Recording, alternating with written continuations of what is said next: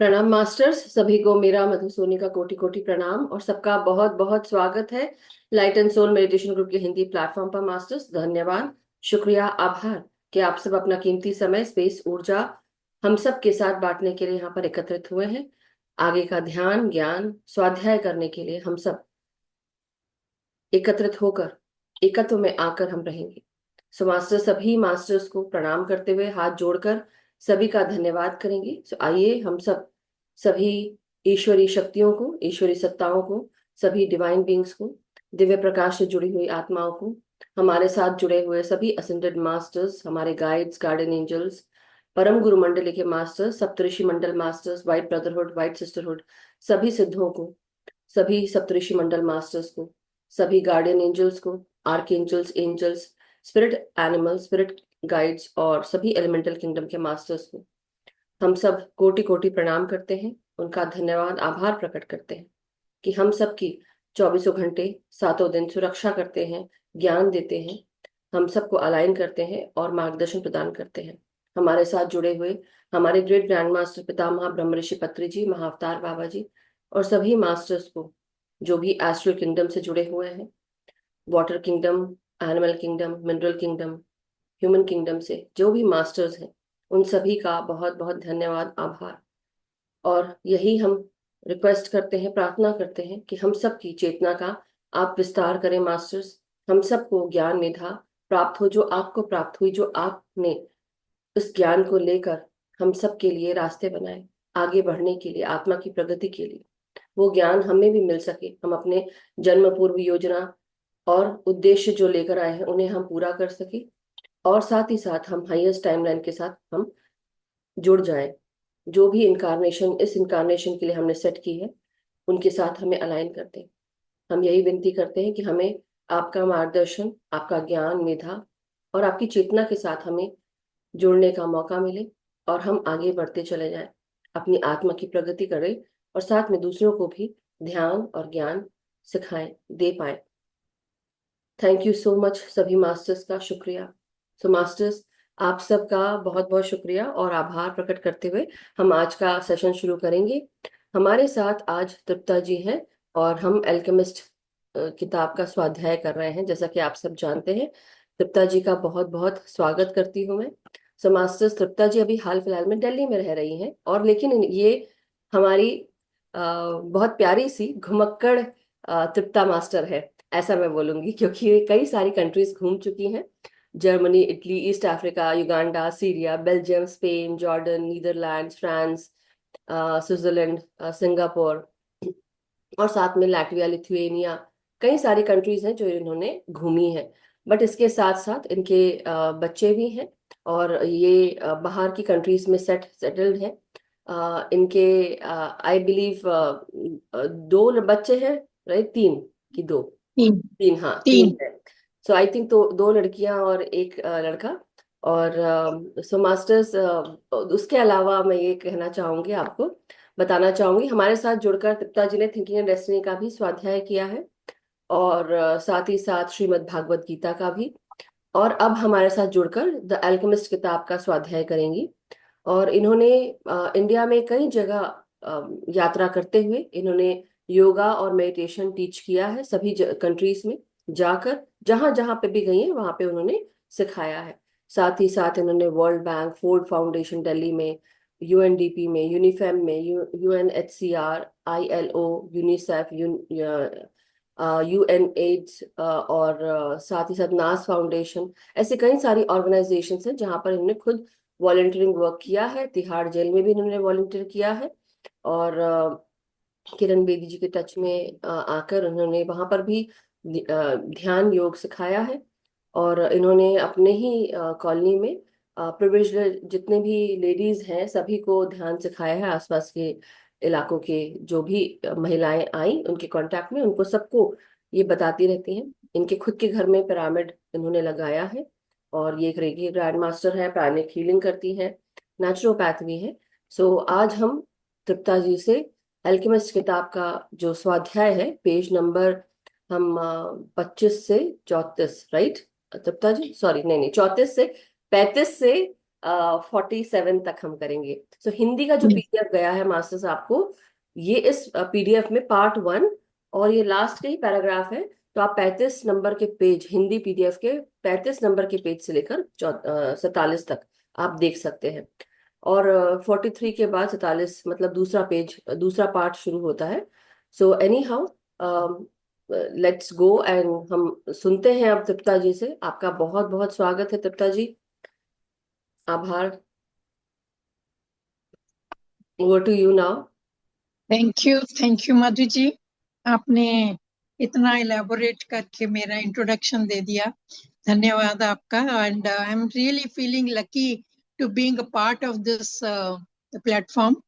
बहुत ही प्यारा और खुला मंच है, यहाँ पे हर कोई अपने डिस्कशंस करता है, हर कोई एक दूसरे को सॉल्यूशंस ढूंढते हैं, बताते हैं एक दूसरे से, और हर बार आप कोई ना कोई नई बुक के बारे में बताते हैं।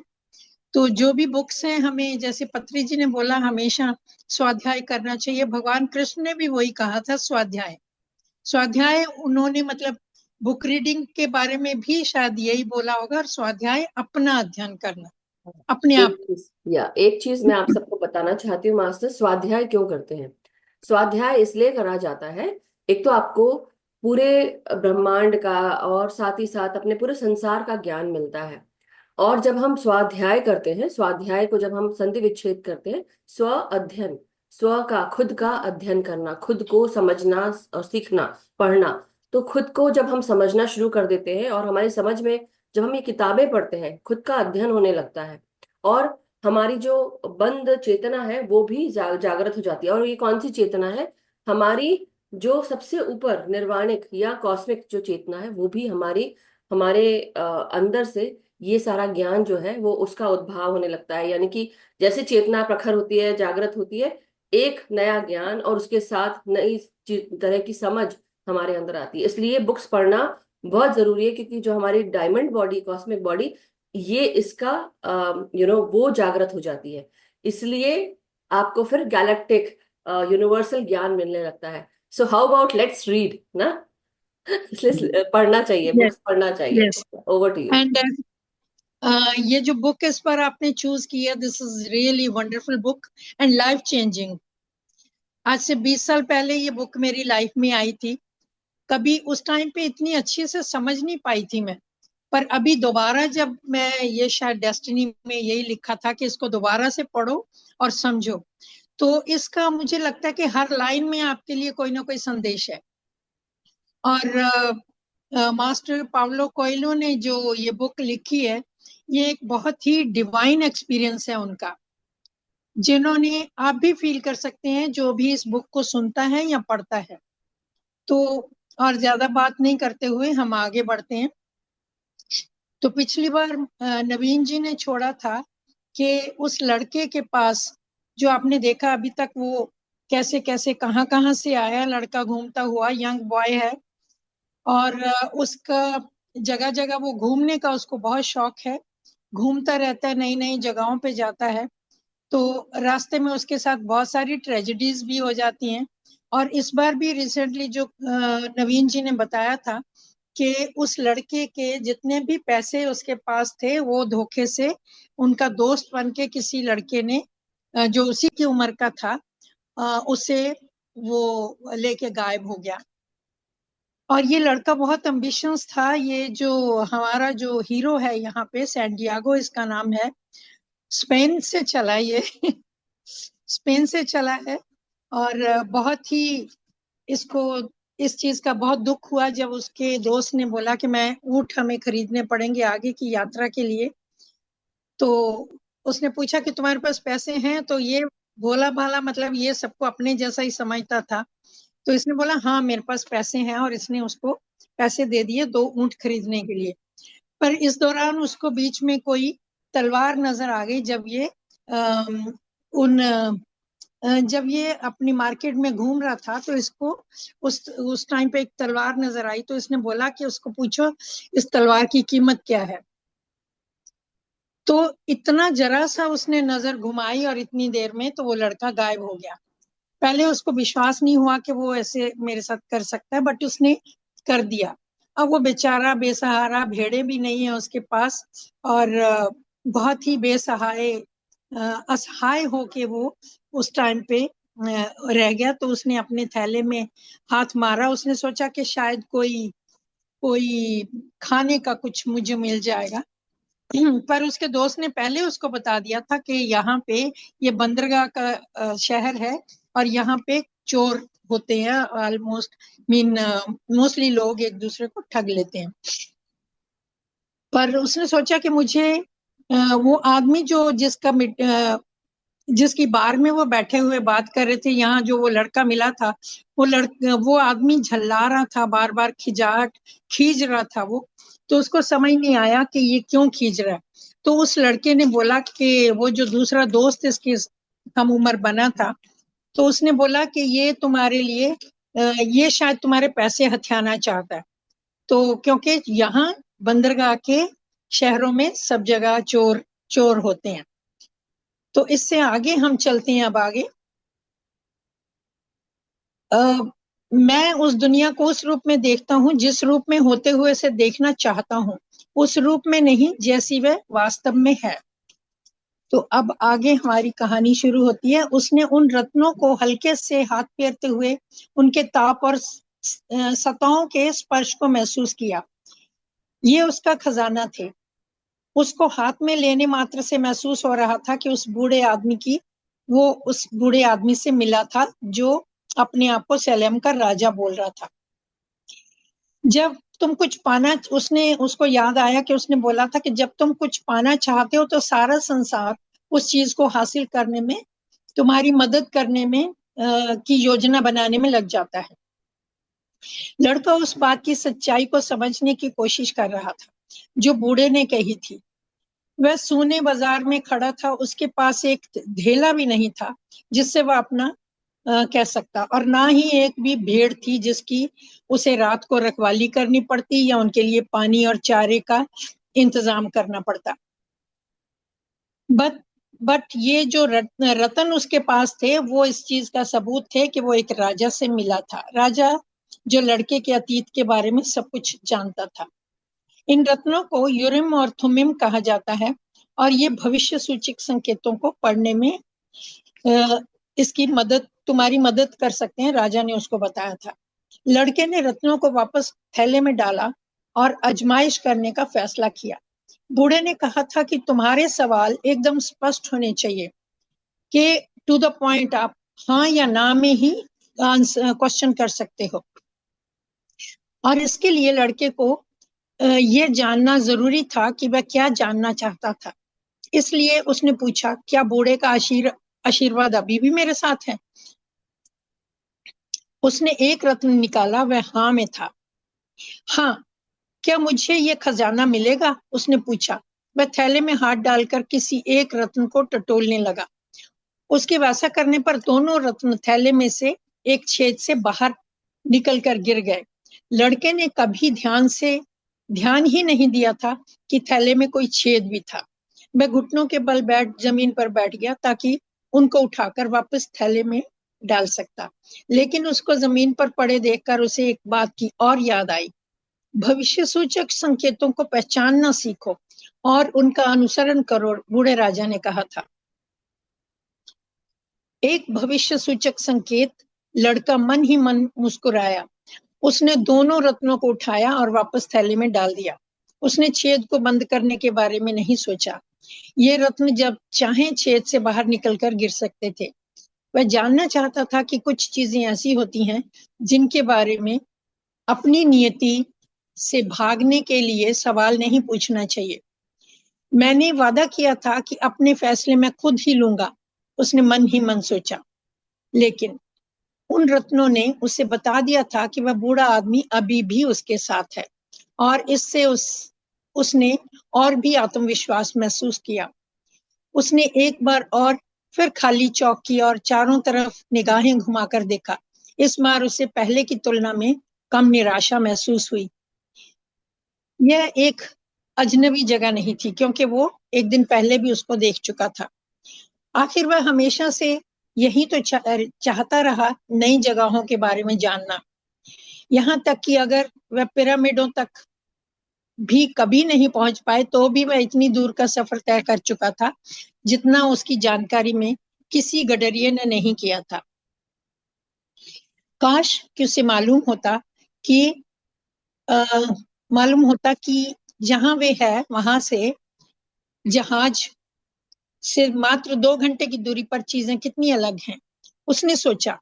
हालांकि यह उस नई दुनिया उसकी यह नई दुनिया फिलहाल एक सूना बाजार थी, लेकिन वह उसे उस वक्त देख चुका था जब वह जीवन की चहल पहल से भरी पूरी थी और उसे कभी भी भूल नहीं पाएगा। उसने उस तलवार को याद किया। उसके बारे में सोचते हुए थोड़ी तकलीफ हुई, लेकिन यह भी सच था कि उसने वैसी तलवार उससे पहले कभी नहीं देखी थी। इन तमाम बातों के बारे में सोचते हुए उसे समझ आया कि उसे इन दो चीजों के बीच में चुनाव करना होगा। या तो वो खुद को चोर का दयनीय वो हो जाए कि चोरी हो गई, अब मैं तो कुछ नहीं कर सकता, मेरे बस में नहीं है, या पिटी फील करवाए अपने आप को, या फिर वो अपने आप को साबित करे कि मैं एक साहसिक व्यक्ति हूं जो खजाने की खोज में जा रहा है। उसने खुद से कहा, मैं एक खजाने की खोज में लगा एक साहसिक यात्री हूं। उसे किसी ने झकझोर कर जगा दिया। इस बीच बाजार में सो गया था और अब चौक का जीवन फिर से शुरू होने लगा। उसने चारों ओर देखते हुए अपनी भेड़ों को खोजा और फिर उसे याद आया कि वह एक नई दुनिया में है, लेकिन वह उदास होने की बजाय खुश था। अब उसे भेड़ों के लिए चारा और पानी का इंतजाम नहीं करना था, ना ही उनके लिए उसको सोने की जगह ढूंढनी थी। इसके बजाय अब वो सिर्फ अपने खजाने पे खजाने की खोज पर निकल सकता था। उसकी जेब में एक भी पैसा नहीं था, लेकिन उसके अंदर एक विश्वास था, एक आस्था थी। पिछली रात उसने फैसला किया था कि वह वैसा ही साहसिक यात्री बनेगा जैसे यात्रियों के बारे में वह पुस्तकों में पढ़ चुका था और उनकी सराहना भी कर चुका था। वह धीरे धीरे बाजार से होकर गुजरने लगा। दुकानदार अपनी दुकानें जमा रहे थे और लड़के ने एक मिठाई वाले की एक दुकान को सजाने में उसकी मदद की। मिठाई का जो विक्रेता था, उसके चेहरे पर मुस्कुराहट थी। वह खुश था। वह अपनी जिंदगी के बारे में जानता था और एक दिन का काम शुरू करने के लिए तैयार हो रहा था। उसकी मुस्कुराहट ने लड़के को बूढ़े की याद दिला दी, वह रहस्यमय बूढ़ा राजा जिसे वह मिला था। ये मिठाई विक्रेता इसलिए मिठाई नहीं बना रहा है कि बाद में वह यात्राएं करेगा या किसी दुकानदार की बेटी से शादी कर लेगा। वह मिठाई इसलिए बनाता है कि वो बनाना चाहता है, क्योंकि ये उसकी इच्छा है, लड़के ने सोचा। उसे लगा कि वह वही कर सकता है जो बूढ़े ने किया था, इस बात को महसूस करना कि व्यक्ति अपने गंतव्य के नजदीक है या उससे दूर। महज उनकी ओर देखते हुए वह कितना आसान है, तब भी पहले भी वह कभी नहीं सोचा था। मैंने ये पहले कभी नहीं किया, उसने सोचा था। जब दुकान जम गई तो कैंडी विक्रेता ने उस दिन तैयार की गई पहली मिठाई उस लड़के को भेंट की। लड़के ने उसका शुक्रिया अदा किया, मिठाई खाई और वहां से चला गया। अभी वह कुछ दूर ही गया था तो उसे एहसास हुआ कि जब वे दुकान जमा रहे थे तो उनमें से एक आदमी अरेबिक और एक आदमी स्पेनिश बोल रहा था। वे एक दूसरे की बात बहुत अच्छे से समझ रहे थे। इसका मतलब है कि कोई भाषा निश्चय ही है जो शब्दों पर निर्भर नहीं करती। लड़के ने सोचा, यह चीज मैं अपनी भेड़ों के साथ पहले ही अनुभव कर चुका हूँ और अब वही चीज लोगों के मामले में भी हो रही है। जैसे हम किसी अनजान जगह पे जाते हैं, मीन साउथ इंडिया चले जाएं या कहीं दूसरे स्टेट में चले जाएं जहाँ की लैंग्वेज हमें नहीं आती, पर कैसे ना कैसे हम मैनेज कर लेते हैं। तो मेरे साथ भी बहुत बार ऐसा होता था। यूरोप में बहुत सारी वहां जो जर्मनी में या लुथियानिया में लोग ऐसे हैं गांव में अभी भी वो इंग्लिश नहीं जानते, वो अपनी लोकल लैंग्वेज ही जानते हैं। पर फिर भी अगर आप उनके साथ कम्युनिकेशन करना चाहो तो आप उनको अपने दिल की बात समझा सकते हो और उनके दिल की बात भी समझ सकते हो। तो कुछ कुछ ऐसे हमारे जेस्चर्स होते हैं जो हम इशारों में या किसी भी तरीके से एक दूसरे को समझा सकते हैं। तो इसीलिए हमें किसी को भी समझने के लिए किसी खास भाषा की जरूरत नहीं होती है। जैसे हमारे पेट्स के लिए हम अपने आप भाषा बना लेते हैं, जैसे वो अपनी भेड़ों से बातें करता था। अब यही चीज उसके मामले में भी हो रही थी। वह ढेरों नई चीजें सीख सकता था।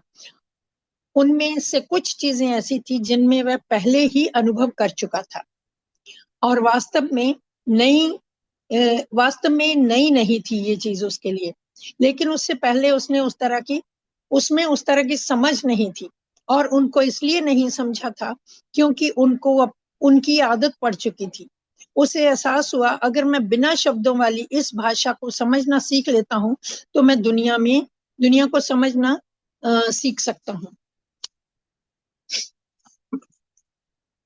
उसने तनाव मुक्त होकर बिना किसी हड़बड़ी के टेंजियर की संकरी गलियों में चलने का निश्चय किया। सिर्फ रास्ते में ही वह भविष्य सूचक संकेतों को पढ़ पाएगा।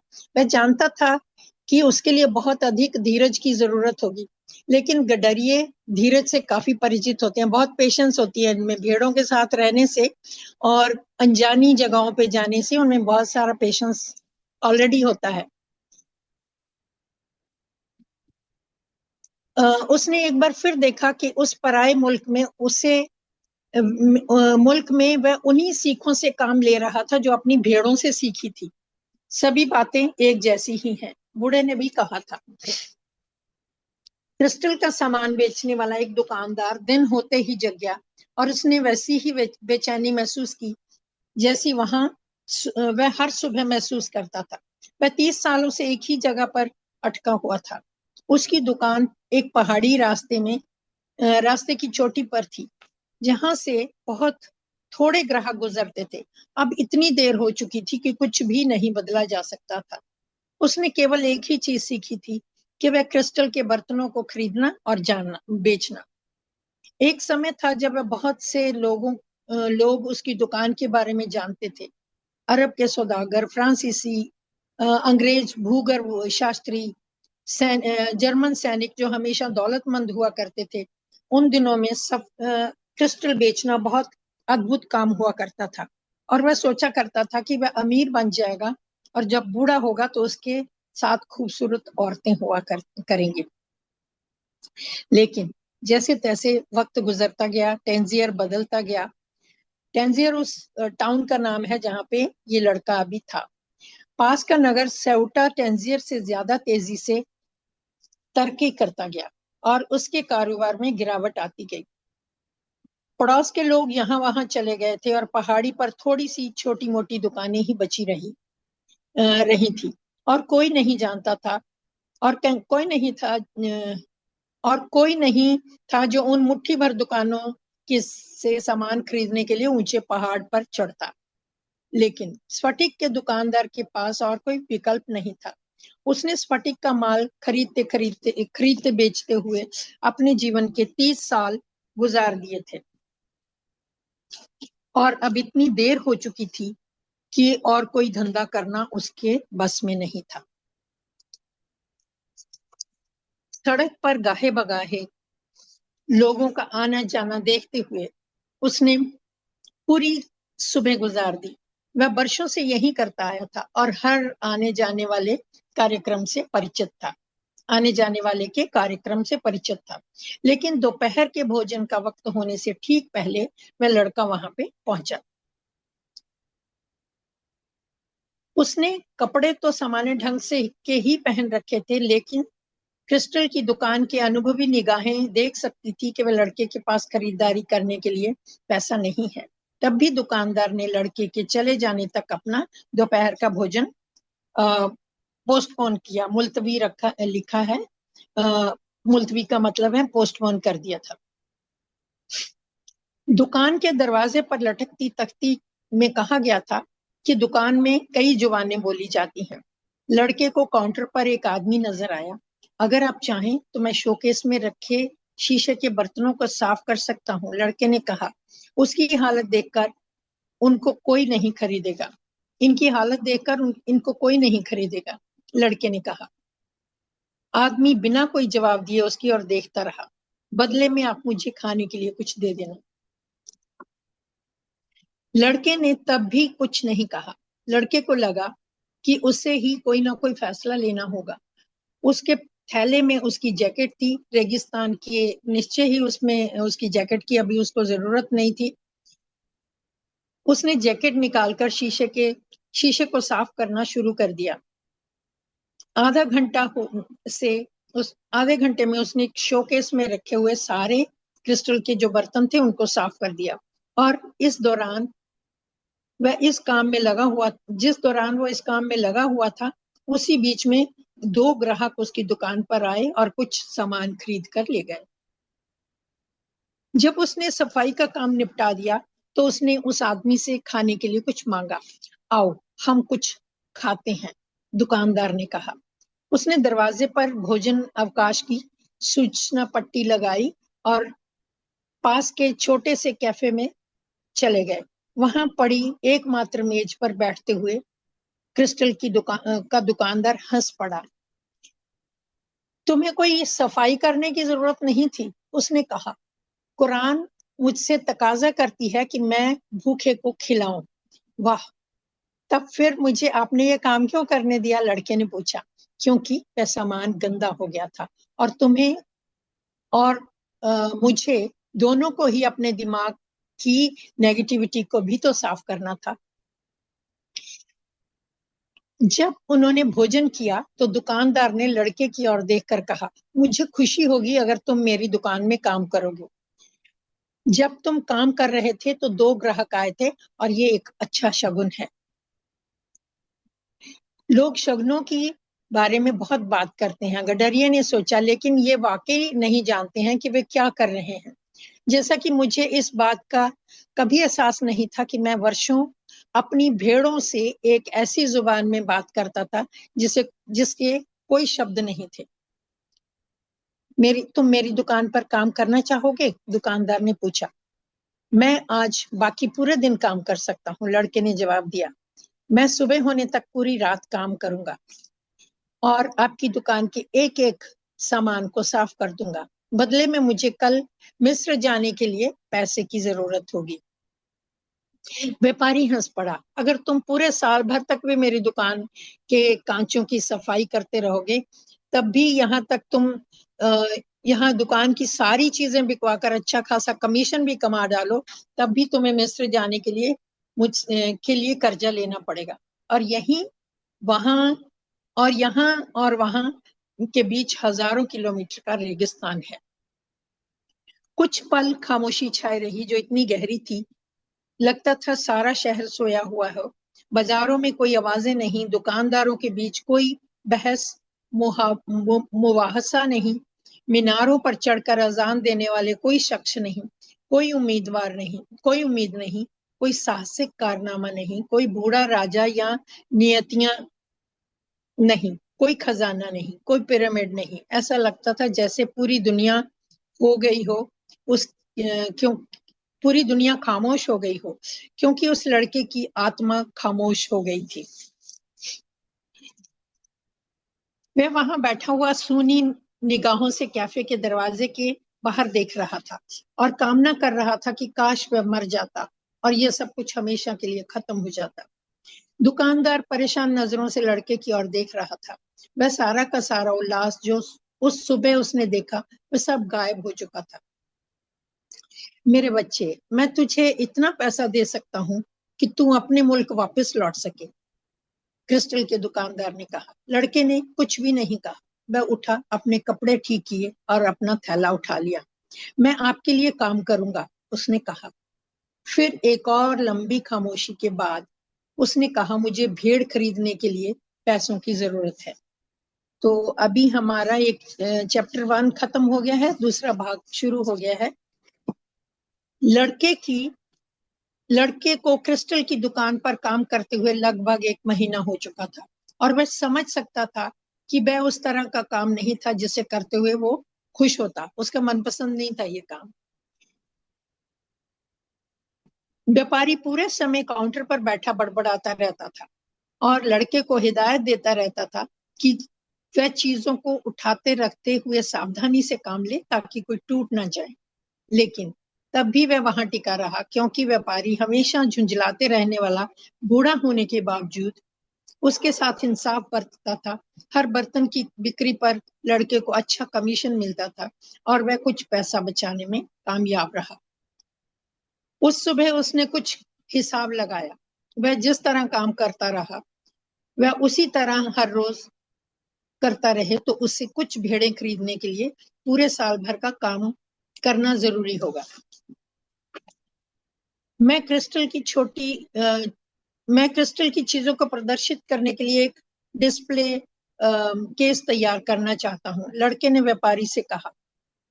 हम उसे बाहर रख सकते हैं ताकि पहाड़ी के नीचे से गुजरने वाले लोगों का ध्यान उसकी तरफ जा सके। ऐसा डिस्प्ले केस मैंने कभी नहीं रखा, व्यापारी ने जवाब दिया। लोग उसकी बगल से गुजरते हुए उसे टकराएंगे और चीजें टूट जाएंगी। कई बार हम बिना मतलब के अपनी प्रजम्पशन ले लेते हैं, नेगेटिव सोचते हैं कि ये हो जाएगा, वो हो जाएगा, ये करेंगे, वो करेंगे। तो पर ऐसा है कि जब मैं अपनी भेड़ों को मैदानों में से लेकर जाता था, उस समय अगर हमारा सामना किसी सांप से हो जाता तो कुछ भेड़ें मर भी सकती थी, लेकिन भेड़ों और गडरियों का जीवन ऐसे ही चलता है। व्यापारी उस ग्राहक की ओर मुड़ा जो स्फटिक के 3 ग्लास खरीदना चाहता था। इन दिनों उसकी बिक्री हमेशा की तुलना में बेहतर ढंग से हो रही थी, मानो वो पुराने दिन वापस लौट आए हों जब वह सड़क टेंजियर का बड़ा आकर्षण हुआ करती थी। फिर से रौनक होने लगी उसकी दुकान पे। अभी कारोबार वाकई बेहतर हुआ। ग्राहक के जाने के बाद उसने लड़के से कहा, मैं काफी बेहतर स्थिति में हूँ और तुम जल्दी ही अपनी भेड़ों के पास लौट पाओगे। जल्दी से जिंदगी में इससे ज्यादा की और क्या मांग की जाए, इसलिए कि हमें शगुना पर ध्यान देना जरूरी है। लड़के के मुंह से लगभग अनायास ही निकल गया। फिर उसे अपने कहे पर पछतावा हुआ, क्योंकि व्यापारी तो कभी उस बूढ़े राजा से मिला ही नहीं था। इसे अनुकूलता का सिद्धांत कहते हैं। शुरुआत अनुकूलता या सौभाग्य का भी बोल सकते हैं इसे। शुरुआत करने वाले की किस्मत और जीवन चाहता है कि आप अपनी नियति को हासिल कर सकें, बूढ़े राजा ने उसे कहा था। लेकिन व्यापारी लड़के की बात समझ गया। दुकान में लड़के की मौजूदगी एक अच्छा शगुन था, और जब वह समय बीतने के साथ तिजोरी में पैसा जमा होने लगा तो उसे लड़के को काम पे रखने के लेकर कोई पछतावा नहीं था। लड़के को उसकी काबिलियत से ज्यादा भुगतान किया जा रहा था, क्योंकि जब व्यापारी को बहुत ज्यादा बिक्री की उम्मीद नहीं थी, तभी उस लड़के को ऊंची दरों पर कमीशन देना मंजूर कर लिया था। वह मानकर चल रहा था कि लड़का जल्दी ही अपनी भेड़ों के पास लौट जाएगा। तुम पिरामिडों पर क्यों जाना चाहते हो? दुकानदार ने डिस्प्ले केस के मसले को से उसको ध्यान बटाने के लिए ये ऐसा बोला। क्योंकि मैं हमेशा उनके बारे में सुनता आया हूँ, लड़के ने जवाब दिया। उसने अपने अपने उसने अपने अपने ख्वाब में के बारे में उसने अपने ख्वाब के बारे में कुछ भी नहीं कहा। खजाना अब एक दर्दनाक याद के से ज्यादा कुछ भी नहीं रह गया था, और वह कोशिश करता रहा कि उसका ख्याल में ना आए। मैं यहाँ ऐसी किसी व्यक्ति को नहीं जानता जो महज पिरामिडों को देखने की खातिर रेगिस्तान पार करने का इरादा रखता हो, व्यापारी ने कहा। वे महज पत्थरों का ढेर है। वैसा पिरामिड तुम अपने घर के पिछवाड़े खड़ा कर सकते हो। आपने कभी यात्रा करने के सपने नहीं देखे? लड़के ने दुकानदार से पूछा।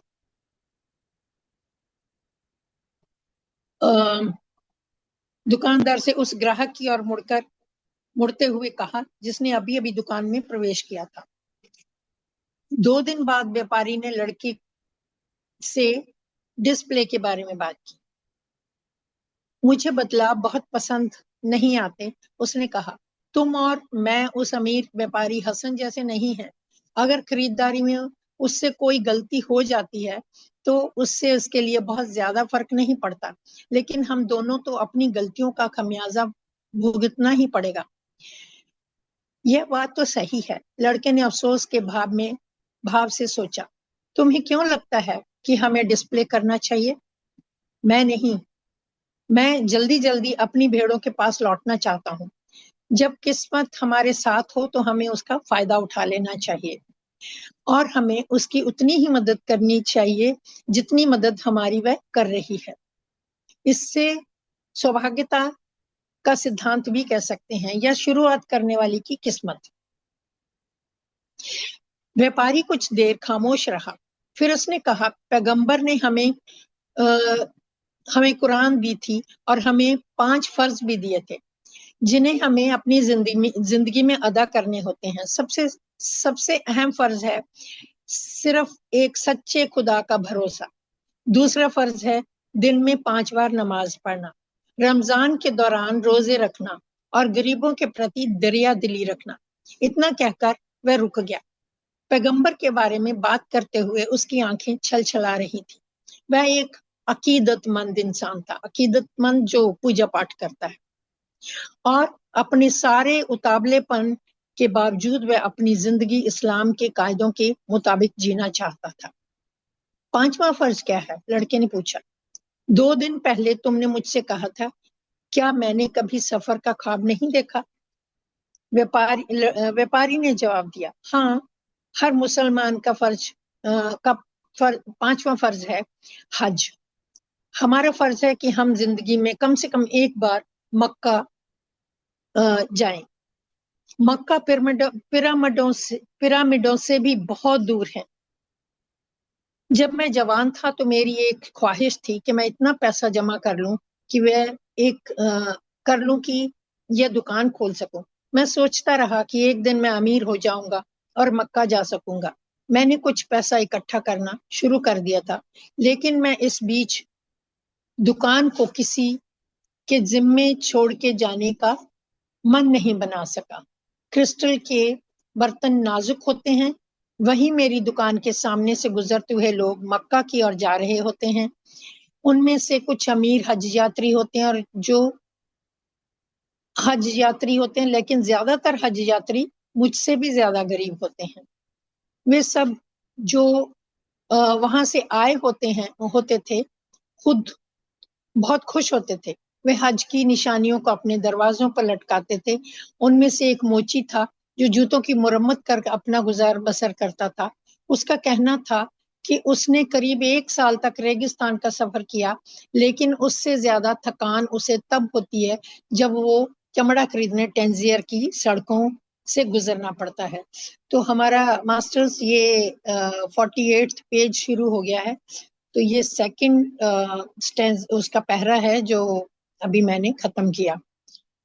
थैंक यू सो तो मच गुप्ता जी, थैंक बहुत बहुत यू, शुक्रिया थैंक यू, आपका। Thank you. यस, बहुत बहुत तो शुक्रिया। दिल तो करता है कि और भी पढ़ते जाएं, बट आगे मास्टर जिनका नंबर है वो पढ़ेंगे। यस, तो ये मास्टर्स। 48 का सेकंड मैंने पहरा खत्म किया है अभी। Thank you. Thank you so much Tripta ji, बहुत अच्छे से आपने थैंक यू। आज की जो स्वाध्याय है वो किया, उसको पढ़ा, और हम सब ने कहानी सुनी। किस तरह से जो लड़का है वो कैसे क्रिस्टल मर्चेंट के दुकान पे काम करने लगता है, और वो पैसा जमा कर रहा है क्योंकि उसको पता है कि उसके साथ पिछले समय में क्या हुआ। और पिछला जो नवीन जी ने जब बताया था कि लड़का एक बार रेस्टोरेंट में काम करना शुरू कर देता है, तो वो गुस्सा कर रहा होता है।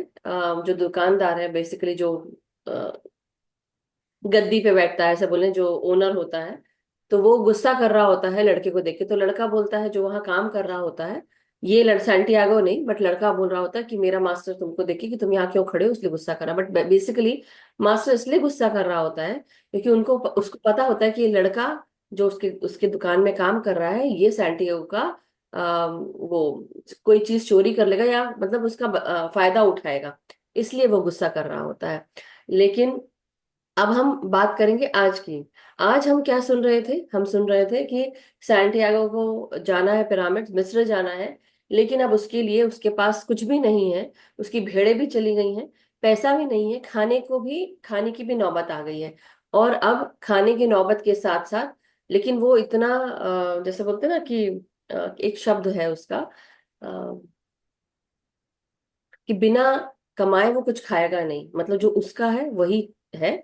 तो इसलिए उसको एक शब्द कहा जाता है, मेरे को अभी याद नहीं आ रहा है, बट एनी हाउ आप सब समझ रहे होंगे कि बहुत यू नो फ्री का नहीं खाना चाहता हूँ। नहीं नहीं, आई मेंट टू से, एक हिंदी में एक शब्द है, उसको क्या कहते हैं मुझे याद नहीं आ रहा है अभी। अच्छा। स्वाभिमानी, correct, thank you so much. हाँ। बहुत यस। स्वाभिमानी, थैंक यू अभिमन्यु जी। सो बहुत स्वाभिमानी है वो, कि जब वो कमाएगा, जो पैसे मिलेंगे, तो वो किसी का ऐसे दिया हुआ नहीं खाना चाहता, और किसी को ये भी ना लगे कि वो मांग के खाने को रेडी है। क्योंकि एक दुकान के सामने जब वो गया, तो वो बूढ़ा आदमी सोचता है ना कि जब ये चला जाएगा, कि उसको क्या होता है जब आप कहीं आपकी दुकान खुली है, या आपका घर भी है सपोज, और रास्ते में राह चलते लोग दिखते हैं, तो आपको आपकी नजरें बहुत जल्दी पहचान जाती हैं। जो आप रोजाना देखते हैं तो आपको पता चल जाता है कि कौन, क्योंकि आपका थ्रू आउट द इयर्स इतना एक्सपीरियंस किया हुआ है। तो वो जो पुराना विक्रेता है, वो भी यही सोचता है कि ये लड़का भूखा है, इसके पास पैसे भी नहीं है, ये मुझे कुछ दे भी नहीं सकता, और इसलिए मैं बाद में खाना खाऊंगा जब ये चला जाएगा। अब इधर दूसरी जगह वो क्रिस्टल विक्रेता के पास आता है, और वहां पे देखता है, और फिर बेसिकली जैसे बोलते हैं ना, ये बार बार आ रहा है नवीन जी से मैंने ये बात की थी। एनी हाउ, जैसे होता है ना कि जिस चीज की अभी वो चीज बेच रहा है जो अभी पनपी भी नहीं है। मतलब उसने बोला क्रिस्टल विक्रेता को कि मैं तुम्हारे ये क्रिस्टल साफ कर दूंगा, और तुम्हारा ये क्रिस्टल इतना गंदा पड़ा हुआ कोई देख के आएगा भी नहीं। और वो साफ करना शुरू कर देता है कि मैं काम कर रहा हूँ, काम करूंगा, और काम का जो है जो बनेगा वो आप मुझे उसका पैसा देना, उसका जो उसके एवज में जो भी होगा। तो पैसा देने के बजाय वो बोलता है कि आप मुझे खाना दे देना, क्योंकि उसको भूखा था। तो भूखे पेट भजन ना होवे, वही वाली बात है, भूखे पेट कुछ भी नहीं होता। जब तक कि पेट भूखा है, इंसान सिर्फ जीने मरने और खाने का ही सोचता है कि खाने को मिल जाए। सो फाइनली बहुत सारी चीजें हैं, वो बात छुपाना चाहता है कि मैं मिस्र खजाने की ढूंढाई के लिए जा रहा हूँ, लेकिन वो फाइनली बोलता क्यों कभी आपको घूमने का मन नहीं हुआ, लास्ट में हमने ये भी सुना। और वो अपनी शीप्स को बहुत मिस कर रहा है, और सोचता है कि मैं क्रिस्टल विक्रेता के पास रहूंगा और मैं खरीद लूंगा किसी तरह से पैसे बचा के, और मिस्र चला जाऊंगा। तो वो सोचता है कि पहले मैं ये काम करता हूँ कि मैं क्रिस्टल सारी उसकी जो बाहर शोकेस है वो बनाता हूँ, उसको हेल्प करूंगा, तो और लोग आएंगे तो जल्दी जल्दी पैसे कमा पाएंगे। और कितनी अच्छी बात कही है कि जब हम अपने कांच के बर्तनों को, किसी भी चीज को साफ करते हैं, तो कहाँ इफेक्ट होता है मास्टर्स, कोई बताएगा? सॉरी मास्टर्स, मुझे छींक आ रही है, 1 सेकेंड। नहीं आई, चली गई। सो एनीहाउ, क्रिस्टल को जब वो साफ कर रहा है, उसका मतलब ये है, क्रिस्टल्स कहाँ होते हैं? नहीं, अपना हृदय को नहीं, अपने दिमाग को। क्योंकि दिमाग से सोचेगा, हार्ट तो है ही, लेकिन एक्चुअली शरीर का हर एक अंग कुछ ना कुछ कहता है। और जब हम अपने क्लोजेट को साफ करते हैं तो हमारा दिमाग साफ होता है। वैसे ही दुकानदार किस जगह पर है? Yes, mind cleaning. तो वही कि आप क्या कर रहे हो, आप दुकान की हर एक बर्तन को साफ कर रहे हो, क्योंकि वो जब बेचेगा, वो उस जगह पे एक जगह स्टक हो गया है दुकानदार। चाहा तो उसने भी बहुत कि यहाँ जाना है वहां जाना है, लेकिन फिर भी क्या हो रहा है, वो चाह कर भी उस दुकान से नहीं निकल पा रहा है, उसका बिक भी नहीं रहा है। और ये जब सैंटियागो आकर वो साफ करता है, और जैसे ही साफ करना शुरू करता है, तो दो जो यात्री हैं और दो खरीदने वाले, वो खरीदार आते हैं। और ये जो ओल्ड विक्रेता है, मतलब जो ये ओल्ड मैन है, ये देखता है कि जैसे सैंटियागो ने साफ करना शुरू किया है, दो लोग नए आना, मतलब दो लोग ने खरीदा और वो चले गए। अच्छा हुआ। तो वो ये जो सिंबल्स हैं, ओमेंस हैं, वो ये समझ रहा है बूढ़ा विक्रेता। और सैंटियागो क्या बोलता है कि जितना जल्दी हो सके, ये बिगिनर्स लक है, और जितना जल्दी हो सके इसका फायदा उठाना चाहिए। अब ये बुक हम क्यों पढ़ रहे हैं, और ये बुक के साथ हमको क्यों बताया जा रहा है कि माइंड क्लीनिंग की जरूरत है? जो कुछ पुराना, जो कुछ भी रखा हुआ है, उसको साफ करना जरूरी है। हमारे घर में ऐसी कौन सी जगह है जिसको हम साफ करेंगे तो हमारा दिमाग क्लीन होगा? सोचिए आप लोग। आप लोग को आंसर पता है? Closets man, closets. तो बेसिकली सबको अपने अपने क्लॉजेट्स जो हैं वो साफ करने हैं। कितने लोगों ने गंदा रखा है? अगर नहीं रखा है बहुत अच्छी बात है, लेकिन रखा है तो तुरंत तुरंत साफ करना शुरू करें, क्योंकि आने वाला साल आप सबको आपके जीवन में एक नया समय लेकर आएगा। और ये इसका आगाज है अभी से, गुड ओमेन अभी से समझ लो कि दो जो यात्री खरीदार जो आते हैं वो खरीदते हैं। अब ये बोल रहा है सैंटियागो कि ये बहुत अच्छा है, और वो भी समझ रहा है इस ओमन को। तो जितना जल्दी हो सके हमको इसका फायदा उठाना चाहिए। तो जब समय अच्छा चल रहा हो आपका, तो फ्यूचर की भी तैयारी अभी से कर लेनी चाहिए। इसका मतलब ये है आने वाला समय, हो सकता है ये साल आपको सब मिल रहा है अपनी तैयारी करने के लिए, लेकिन उसके बाद का समय, समझ रहे हैं ना, उसके बाद का समय बहुत टफ हो सकता है। सो बी वेरी रेडी, और स्टक मत रहिए। अभी से क्लीनिंग कर लीजिए। ये साल है, सोचिए आपको अपने पैरों पे खड़े होकर अपनी रीढ़ की हड्डी को स्ट्रेट करते हुए दनादन दनादन दनादन काम करते रहना चाहिए, क्योंकि यही मैसेज है मास्टर्स। इस बार का मैसेज क्या है? यही है, बार बार यही हो रहा है कि अपने अंदर का जो क्रिस्टल है। अब हम जब बात करते हैं क्रिस्टल स्कल की बात करते हैं, या क्रिस्टल की बात करते हैं, मैं स्कल की बात क्यों कर रही हूँ, कि जब हम गहन ध्यान और तप साधना करते हैं, हमारा जो ये दिमाग है ये क्रिस्टल स्कल के बराबर हो जाता है। इसके अंदर जब हम बोलते हैं ना कि प्रेशर में, जब हम कैसे बोले, पेड़ पौधे पत्तियां जब ये गिरती है, पतझड़ होती है, तो जंगलों में क्या होता है, पत्तियां गिरने लगती हैं, लकड़ियां टूट जाती हैं पेड़ों की, वो भी उसकी स्वाहा हो जाती है, बेसिकली अंदर दबने लगती हैं समय के साथ साथ। मिट्टी दर परत, और पेड़ दर पेड़, और लकड़ियां, पत्तियां, हर चीज जो है, ये सब कुछ जमीन के अंदर दबने लगता है। जब ये दबता है प्रेशर से, कार्बन होता है, कार्बन बनने लगता है। और कार्बन भी धीरे धीरे प्रेशर होके क्या होता है, डायमंड। तो हमारे दिमाग में क्या होता है जब हम तप साधना करते हैं, हमारा दिमाग में पीनियल ग्लैंड, पिट्यूटरी ग्लैंड, और हमारा पूरा स्कल वो क्रिस्टल स्कल के भांति हो जाता है। कि जब एक क्रिस्टल है उसकी एनर्जी, आप क्रिस्टल की एनर्जी समझ सकते हैं ना। क्रिस्टल जो है वो क्या करता है, अब चाहे हम क्वार्ट्ज क्रिस्टल बोले या हम कोई भी क्रिस्टल बोले, क्या होता है उससे? उससे होता ये है कि वो एनर्जी को एम्पलीफाई करता है। समझ रहे हैं? तो क्रिस्टल स्कल के बारे में भी आपने सुना होगा, बट नहीं सुना है तो मेरे मुझ से तो आप सुन ही लिए हैं। यस, सो क्या होता है वो, आप अपने, आपने जहां सोचा, आपकी सोच को एम्पलीफाई कर दिया उसने, क्रिस्टल्स का। आपके अंदर अगर वो उस तरह की ऊर्जा है क्रिस्टल की, तो आप क्या कर रहे हैं, उस एनर्जी को आपने एम्पलीफाई कर दिया। वैसे ही आप अगर अच्छा सोच रहे हैं तो अच्छा होगा, बुरा सोच रहे हैं तो बुरा होगा। Now it depends on you, आप क्या सोचते हैं। ये साल है, जाने वाला है। Be ready masters. ये गुड ओमेन, बैड ओमेन, जो भी आपको पढ़ना आता हो, समझना आता हो, मुझे तो समझ में आ गया, इसलिए मैं आपको बता रही हूँ। सो एडेड एडवांटेज ये है कि जिसके जीवन में जो जो चल रहा है उसको बहुत ध्यान से देखो, समझो कि हम और क्या कर सकते हैं जिससे हमारा आने वाला समय जो हो उसमें सेफ और सिक्योरिटी हो। लेकिन हमारे अंदर जो भी गंदगी है, ये समय ये भी है कि जो भी गंदगी हो उसको आप क्लियर करते जाइए। अगर आपने गंदगी क्लियर नहीं की अपने माइंड से, तकलीफ किसको होगी? जिसके पास वो गंदगी है उसको तकलीफ होगी। सो ये मैसेज है, इसलिए मैं आपको बार बार बोल रही हूँ आप सबको कि जागते रहो, मजेदार बातें करते रहो, खुश रहो, और हाँ अपनी क्लीनिंग करते रहो। सो एनी हाउ, तृप्ता जी आप कुछ कहना चाह रहे थे, आपने हैंड रेस किया है। जो क्रिस्टल स्कल की बात है ना, तो ये मायान सभ्यता जो थी, वहां से जब इन्होंने खुदाई की है, जी। आई थिंक ये ईस्ट अमेरिका में कहीं पे है। अ, इन्होंने खुदाई की है, तो क्रिस्टल स्कल एक्चुअली में निकली है वहां से। Yes, तो वही कहते हैं कि जो तपस्या ध्यान करते रहते हैं तो वो क्रिस्टलाइज होना शुरू हो जाते हैं अपने आप। yes। क्या होता है, जो योगी महात्मा होते हैं, जब वो गहन तप हाँ। साधना में होते हैं और जब उनकी मृत्यु भी होती है, तो उनके स्कल के अंदर की जब रिसर्च भी किया गया, तो वो स्कल क्रिस्टल के रूप में परिवर्तित हो जाता है। और जो उसी स्थिति में था जिनको उस तरह से दफनाया गया। और भी आई थिंक, मैं नेपाल काठमांडू तरफ की ही बात करूंगी, और उसके और दूसरे एरियाज में, जहां पर एक वॉल थी जहां पर इस तरह के स्कल्स भी निकले गए हैं। I don't know about if Hemraj ji is here या चले गए हैं। क्या वो कुछ इस पे डालेंगे ही रोशनी? Is here. हाँ, yeah he, so let's see if he knows about it, क्योंकि मैंने मतलब बहुत छोटे में पढ़ा था मैंने ये चीज, और तब मुझे पता था। तब हमारे जो लामा है, बहुत फेमस मास्टर है, उन्होंने भी और ये बहुत खबर आई थी। क्या आप जानते हैं हेमराज जी, इसके बारे में कुछ बताएंगे? क्रिस्टल स्कल के बारे में अनम्यूट का ऑप्शन दिया है। समझा नहीं, फिर दोबारा बताइए तो। ध्यान में थे क्या आप? जी। ओके।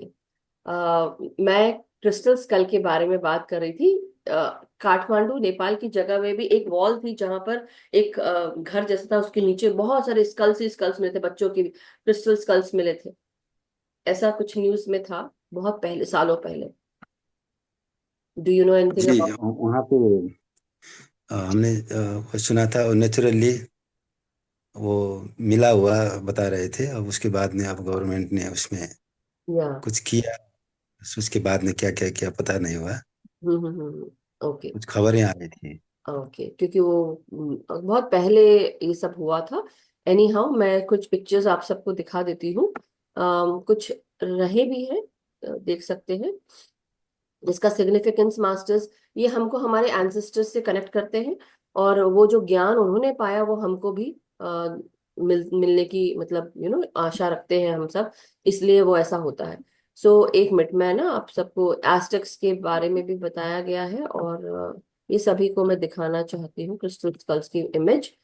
कुछ तो बनाए गए हैं जो मैन मेड है, और कुछ है जो एक्चुअली वैसे होते हैं। Yeah thank you Abhimanyu ji, share करने के लिए। कुछ तो शेयर किया, अभी देखती हूँ मैं क्रिस्टल स्कल्स का दिखाना चाह रही थी। इस तरह के पिक्चर्स हैं ये, जो गूगल पे अवेलेबल है।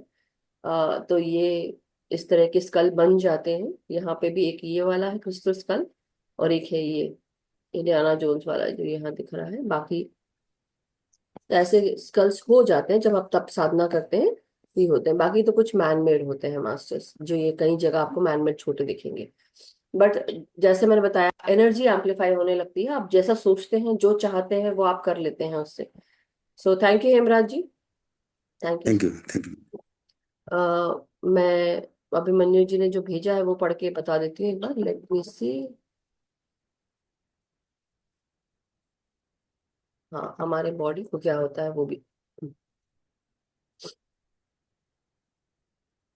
ये मायन सिविलाइजेशन का मैंने एक बार बहुत देर पहले पढ़ा था, उसमें क्रिस्टल स्कल के बारे में बताया था। बेसिकली हम जब अपने बॉडी में, जब हम ध्यान साधना करते हैं, और ध्यान साधना करके हम अपने बॉडी को एक उस, बेसिकली हमारी बॉडी उस प्रेशर को झेल कर साफ करते हुए, हम अपने शरीर के अंदर ही ये जो कार्बन, हम मैं ऐसा बोलूंगी कि जलाना तो नहीं बोलूंगी, but because of this pressure हमारे बॉडी के अंदर जो ये कार्बन बनता है, ये क्रिस्टल बनाना शुरू कर देता है, क्रिस्टलाइन स्ट्रक्चर बन जाने लगते हैं, और हमको लाइट बींग्स की जैसे हमको बना देता है। दूसरी चीज, लाइट कोड्स आते हैं जो सेंट्रल सन से आते हैं, हमारी बॉडी को वो चेंज करना शुरू करता है।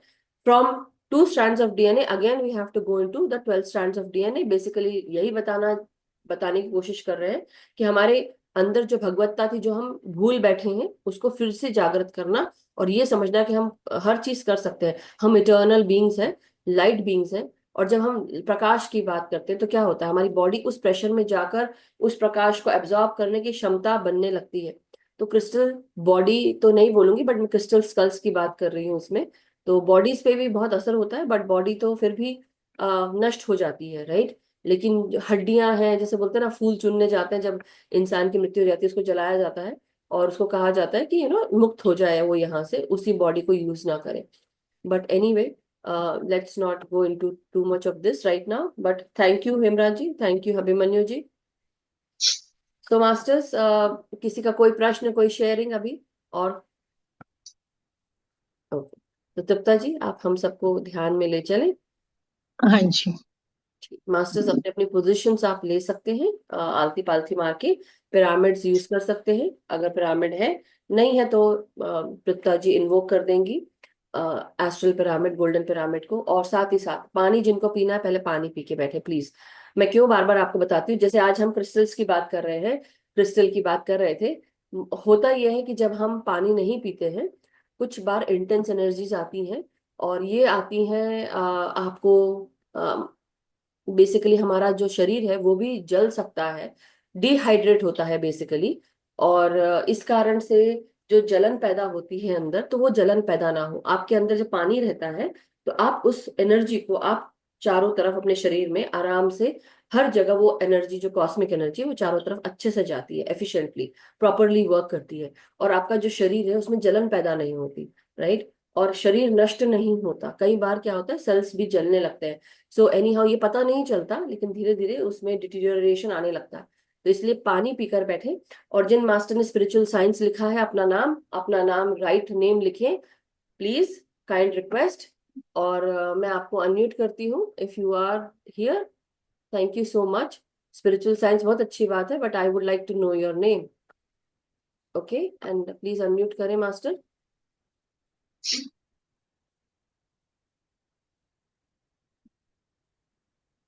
अनम्यूट करें whoever is spiritual science, बहुत अच्छी बात है। हाँ नमस्कार सर, कौन है? मैम सर कौन है?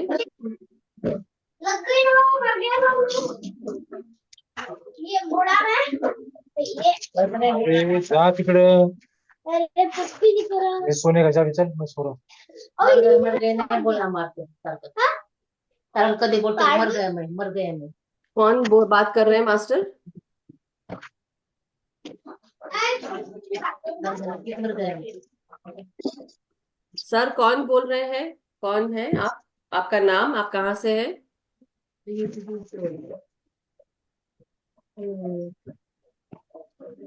कैसे नहीं। आप कौन बात कर रहे हैं सर?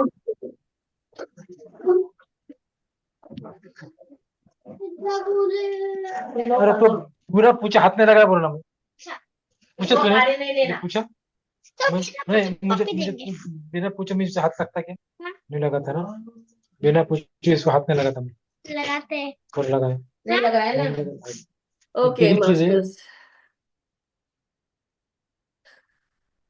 शायद वो बच्चा उनका डिस्टर्ब कर रहा है and he is not listening. तो बट अच्छा बात यही है मास्टर, आज आप अटेंड कर रहे हैं, बहुत अच्छी बात है, थैंक यू।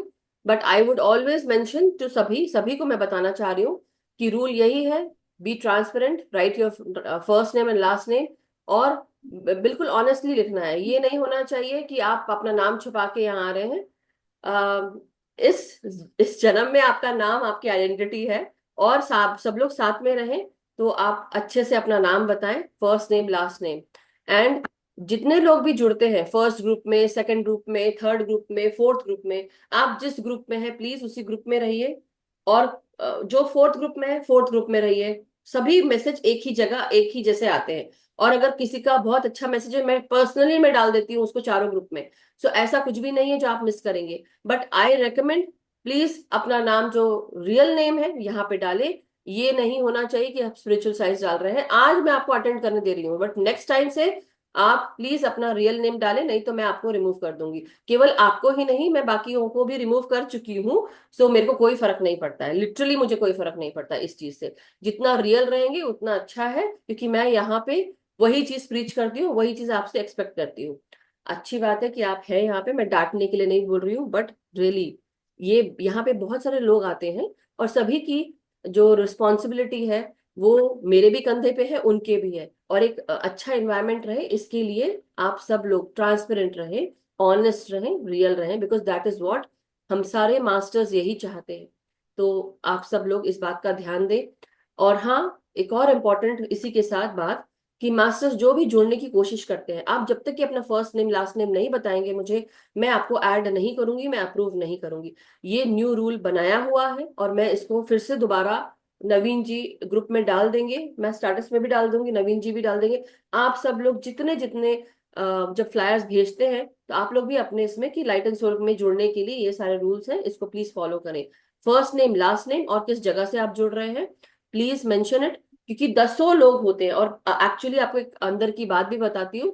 लोग क्या कर रहे हैं, इस तरह से वो स्पैम और जो आते हैं नेम्स आते हैं, 10-15 नेम आएंगे, और वो चाहेंगे कि ऐड करना है उनका। उनको जब मैं भेजती भी हूँ, कई लोग मेंशन नहीं करते, 5-5 दिन हो जाते हैं नहीं करते। और फिर क्या होता है कि मेरे को समझ में आने लगा कि ये बिटकॉइन के मैसेजेस होते हैं, इन्वेस्टमेंट वाले जो लोग डालने वाले होते हैं, इस तरह के मैसेजेस भेजते हैं।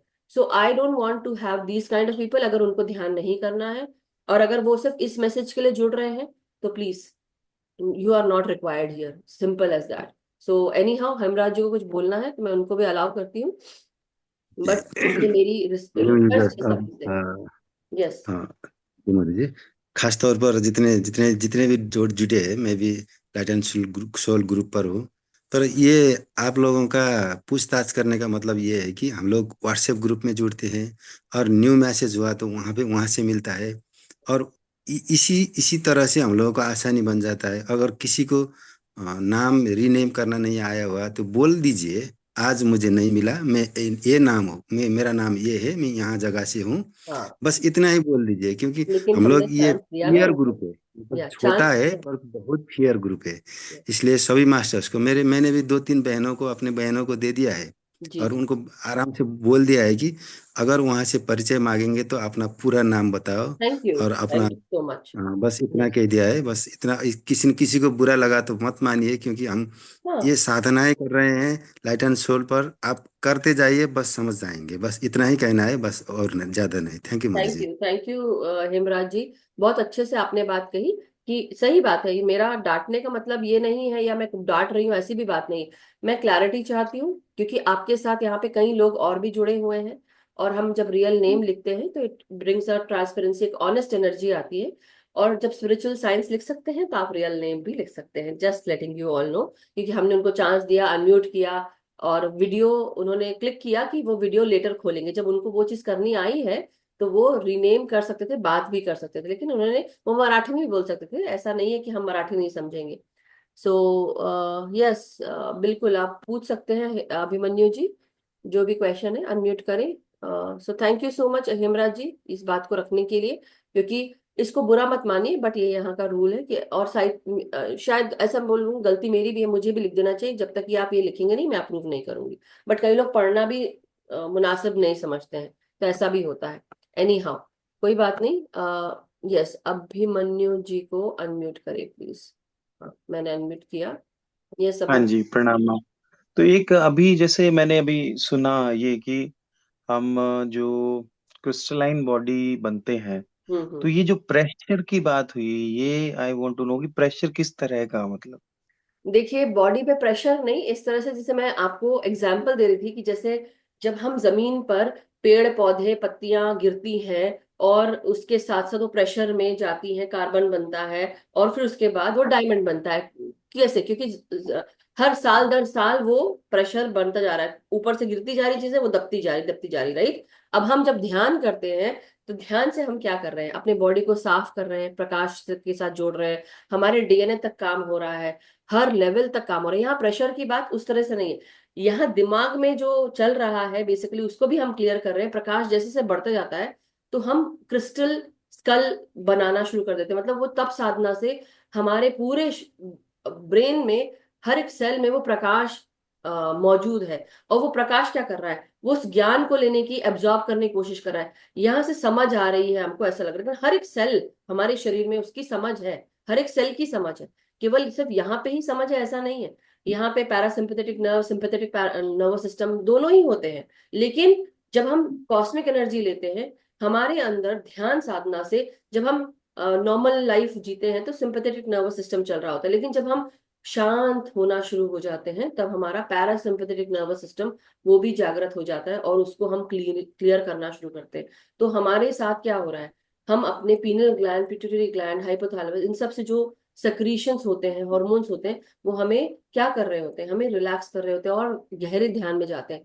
लेकिन हम सबको जो ज्ञान मिल रहा है वो हमारे हर एक सेल में जाता है और हर एक सेल में जाकर हमारे डीएनए पर काम कर रहा होता है। उनकी क्लीनिंग होती है, जो जगह डार्क हैवी डेंस एनर्जीज ने ली हुई है वो जगह भी छोड़ने लगती है। धीरे धीरे हमारे पास ये शक्ति रहती है कि हम अपने आप को म्यूटेट कर सकते हैं, राइट, चेंज कर सकते हैं। तो हमारा जो डीएनए है वो भी 2 स्ट्रैंड से धीरे धीरे वो 12 स्ट्रैंड्स में एक्टिवेट होने लगता है। और वो धीरे धीरे होगा, एकदम से नहीं होगा, बट उसके लिए एवरी डे की तप साधना करनी पड़ेगी। तो ये प्रेशर जो हम अपने शरीर को देते हैं ये उस तरह का प्रेशर है। It's a very subtle pressure which cantt be felt on the body, लेकिन तप साधना से आप अपने बॉडी को तैयार कर रहे होते हो। तो ये उस तरह का प्रेशर है, उसकी बात कर रही थी। तो आई होप आपको, जो हमारी क्रिस्टलाइन बॉडी है, अब मैं कैसे बोलती हूँ कि अब क्रिस्टल क्या करता है, उसकी चमक होती है क्रिस्टल की, राइट। अब आप हो, मैं हूं, कोई और हो, जो तप साधना करता है उसकी एनर्जी उसके लिए बात करती है, उसको मुंह खोलने की जरूरत नहीं है। मतलब इन द सेंस वो जहां जाता है लोग उसको फॉलो कर रहे होते हैं। मतलब सपोज आप किसी कमरे में प्रवेश करते हो, बात तो वहां हो रही है, कोई बोल रहा है, लेकिन जैसे ही कोई कमरे में प्रवेश करता है उसकी ऊर्जा, उसकी ऑरा इतनी प्रखर है, इतनी उज्जवल है कि उसके आने से सब पीछे मुड़ के देखते हैं तुरंत।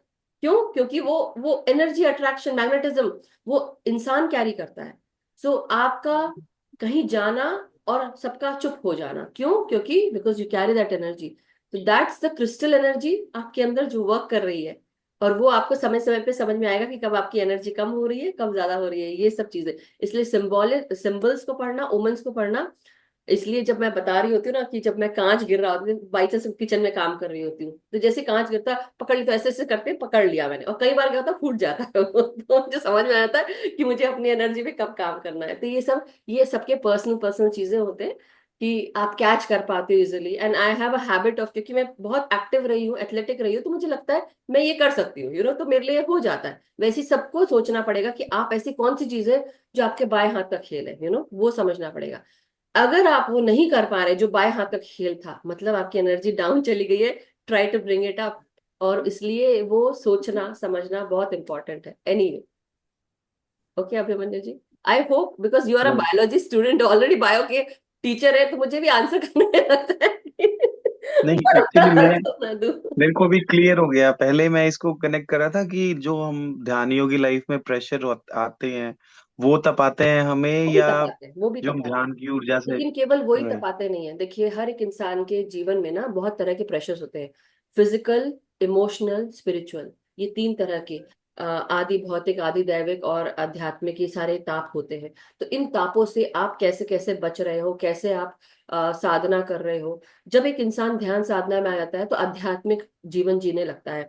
लेकिन अगर गलत रास्ते पे जाता है तो आदि भौतिक, मतलब फिजिकल रूप से जो हमें प्रॉब्लम्स होती है, जैसे मेरे लाइफ में ऐसा आया, अर्थक्वेक हुआ एक बार, अर्थक्वेक आया और मेरे को ऐसा महसूस हुआ कि अब ये जो फिजिकल प्रॉब्लम है, ये बेसिकली इससे मेंटल भी तकलीफ हो रही है।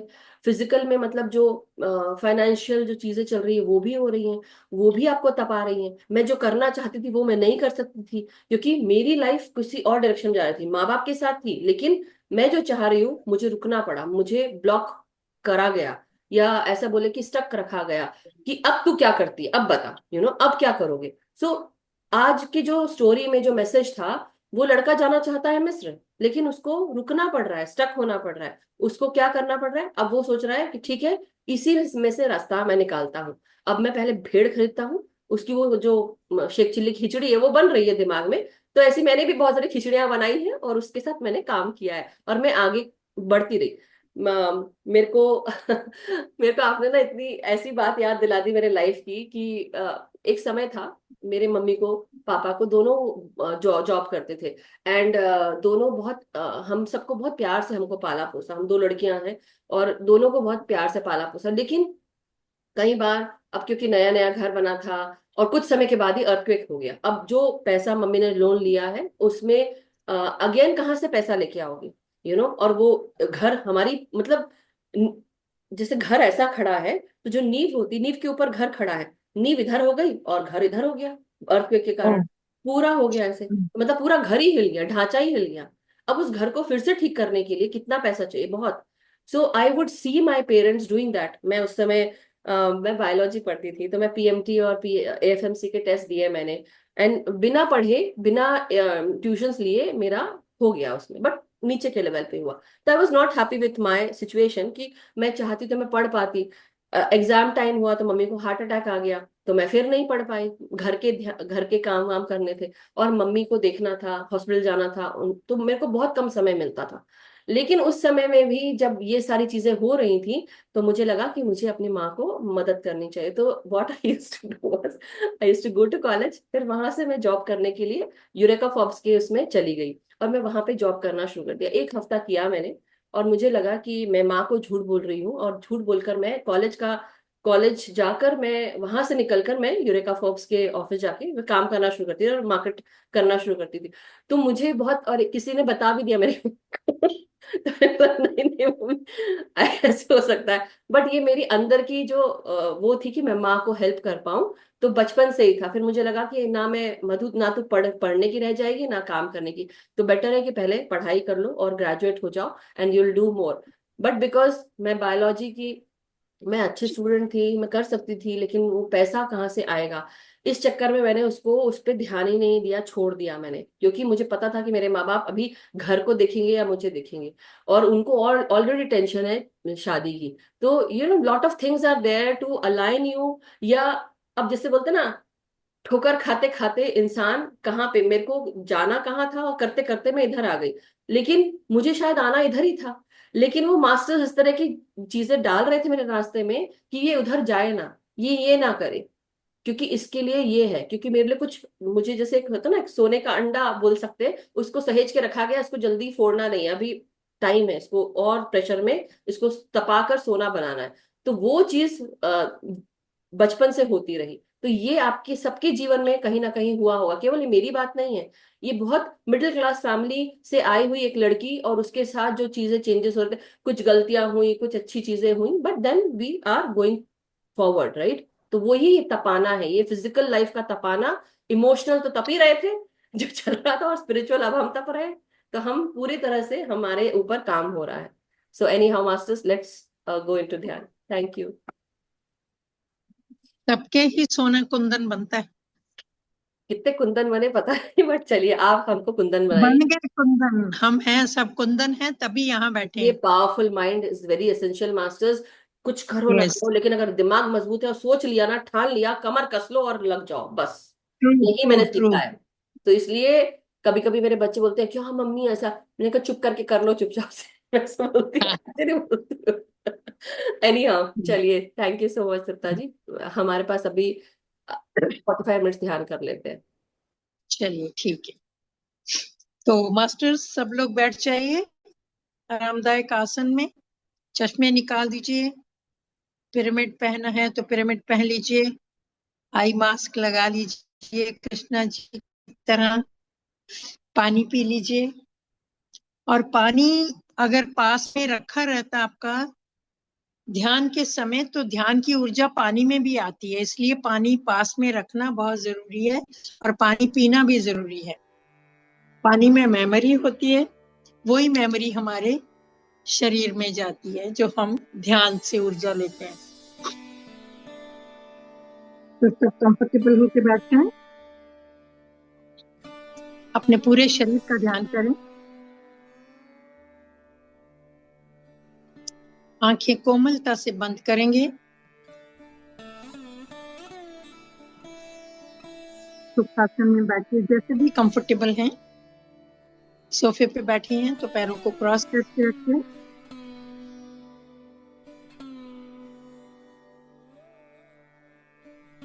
अपने आप को एकदम शिथिल कर देंगे। स्टिल, कमर गर्दन सीधी रखिए। आंखें कोमलता से बंद, उंगलियों में उंगलियां फंसी हुई। पूरे शरीर का ध्यान करेंगे।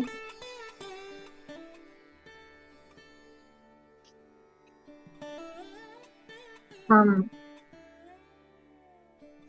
इस ध्यान के सेशन के लिए इन्वोक करते हैं अपने गुरुओं को, सिद्धों और संतों को, मास्टर्स को, गाइड्स को, एंजल्स को, आर्चएंजल्स को, पत्री जी को, महाअवतार बाबा जी को, ब्रह्मांडीय ऊर्जाओं को।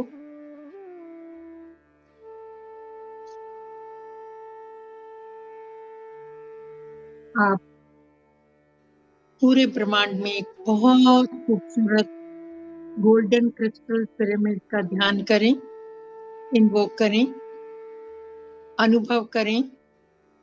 Golden crystal pyramid, mount Kailash की गोल्डन आभा का ध्यान करें।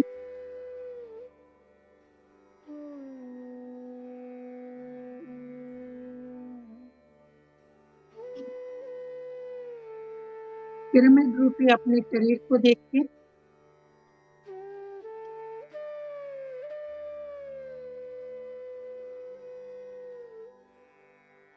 कमर गर्दन सीधी है, शरीर शांत है, शिथिल है, मन शांत है।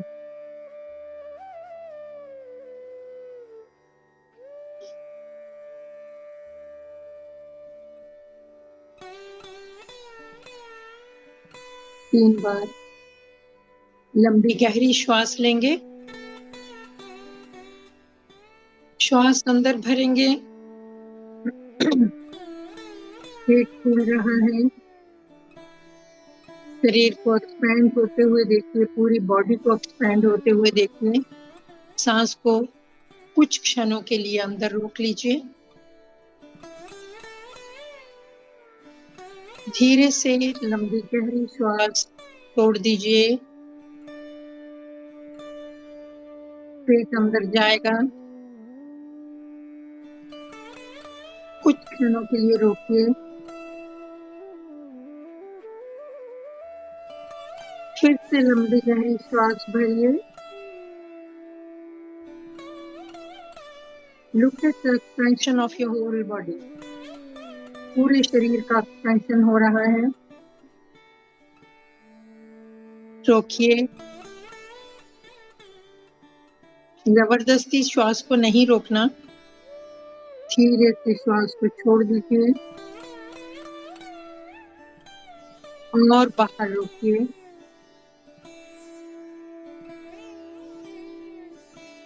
एक बार फिर से लंबी गहरी श्वास, एक्सपेंशन, पूरे शरीर को विस्तार होते हुए देखिए।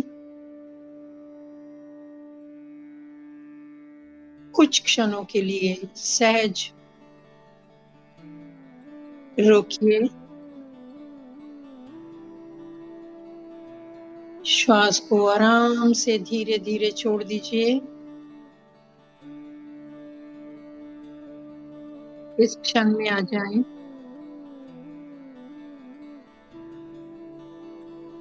अपने आप को सहज, शिथिल,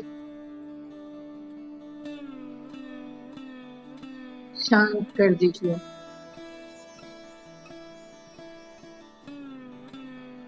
हम आनापानसति ध्यान कर रहे हैं।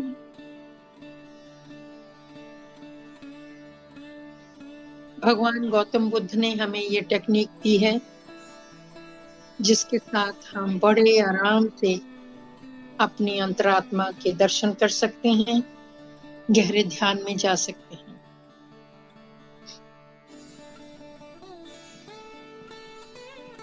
आपको कुछ भी करना नहीं है। शरीर की शिथिलता को बनाए रखेंगे, स्थिरता को बनाए रखेंगे और अपनी हर आती और जाती हुई श्वास को देखेंगे।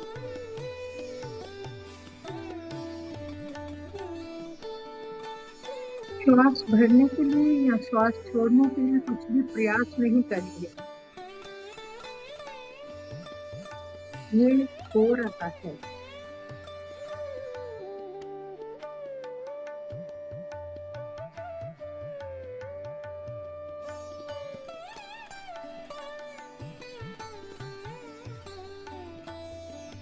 अपने आप को अनुभव करें। शरीर के अंदर होने वाली संवेदनाओं का ध्यान करेंगे।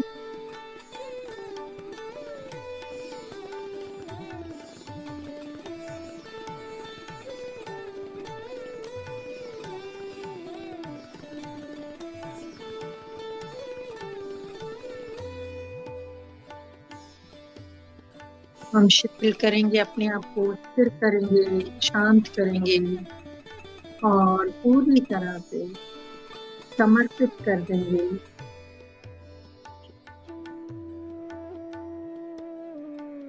देखते जाएंगे अपने हर आती और जाती हुई श्वास को।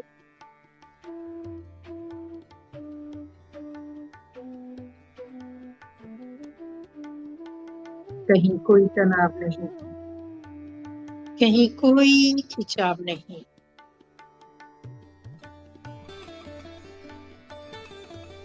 सुंदर सहज आती और जाती हुई श्वास,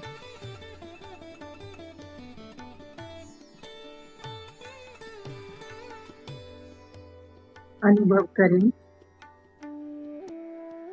ब्रह्मांडीय एस्ट्रल गोल्डन क्रिस्टल पिरामिड की ब्रह्मांडीय ऊर्जाएं आपके अंदर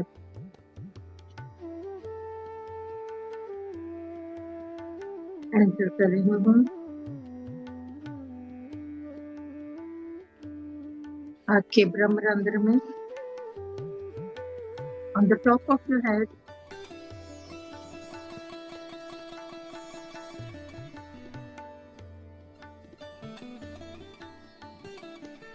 गोल्डन आभा आपके अंदर प्रवेश कर रही है। आपके ब्रह्मरंध्र से आपके सिर के अंदर बालों की जड़ों से होती हुई स्कल के अंदर, ब्रेन मसल्स के अंदर,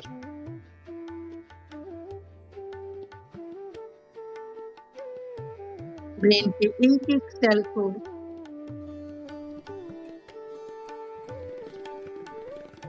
देखते जाइए। ऊर्जा का प्रवेश हो रहा है। ब्रेन के एक एक सेल में एकदम रिलैक्स कर दीजिए अपने ब्रेन मसल्स को। जैसे पिघल रहा है सब कुछ।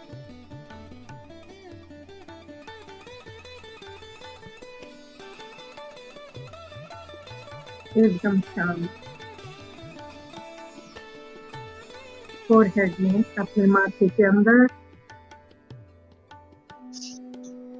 सिर के पीछे, कनपट्टियों में दाहिनी और बाईं ओर बहती हुई ऊर्जा का अनुभव करें।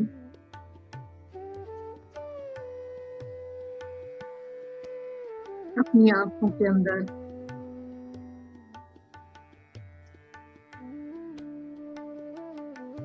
आंखों के बाहर पलकों में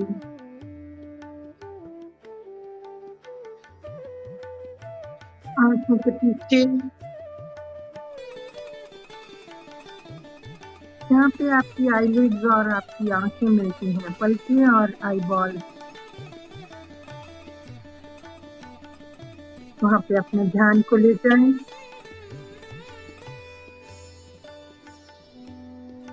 आंखों में प्रवेश होता हुआ अद्भुत प्रकाश अनुभव करें।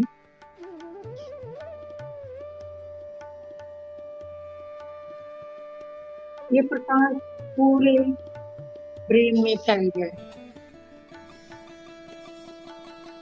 ब्रेन स्टेम, यहाँ आपका स्कल और आपकी रीढ़ की हड्डी मिलती है। मेडुला ऑब्लांगटा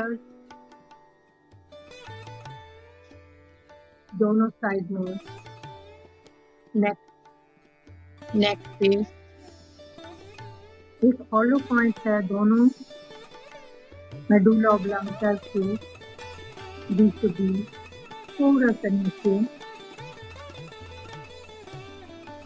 गले में अनुभव करें।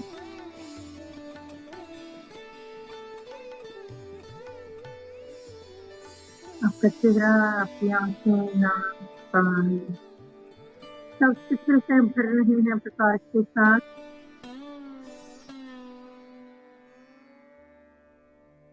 ये दिव्य ऊर्जा आपके एक एक सेल में जा रही है मास्टर्स। आपके होंठों में,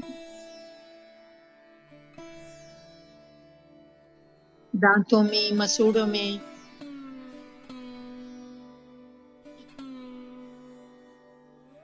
आपकी जीवा के अंदर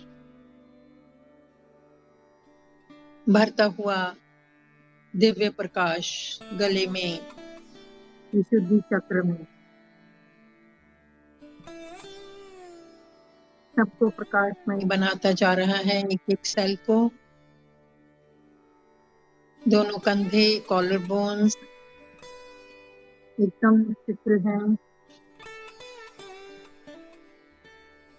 अपर आर्म्स, बाजू का ऊपर का भाग, कोहनी, फोर आर्म्स, बाजू का आगे का भाग, कलाइयां भर गई हैं प्रकाश के साथ। दोनों हथेलियां, उंगलियां, उंगलियों के नाखून ऊर्जा से भर रहे हैं। आपकी chest, upper back, rib cage के अंदर अपने फेफड़ों को अनुभव करें, प्रकाश से भरते जा रहे हैं हर श्वास के साथ।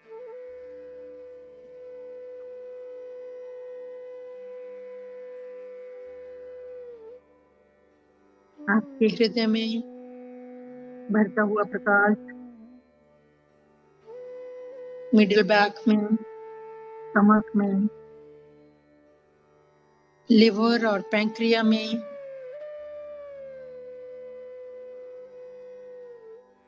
ये प्रकाश भर गया है। दोनों किडनीज में, इंटेस्टाइन में, स्टमक में, एक एक सेल में भरता हुआ प्रकाश। लार्ज इंटेस्टाइन, स्मॉल इंटेस्टाइन,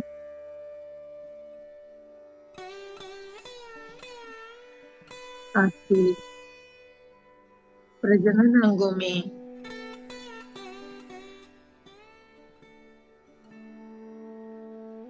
आपके जंघों में, हिप्स में, हैमस्ट्रिंग्स में प्रकाश ही प्रकाश भरता जा रहा है। दोनों किडनीज, यूरिनरी ट्रैक्ट, दोनों टांगें, घुटने, पैर, पिंडलियां,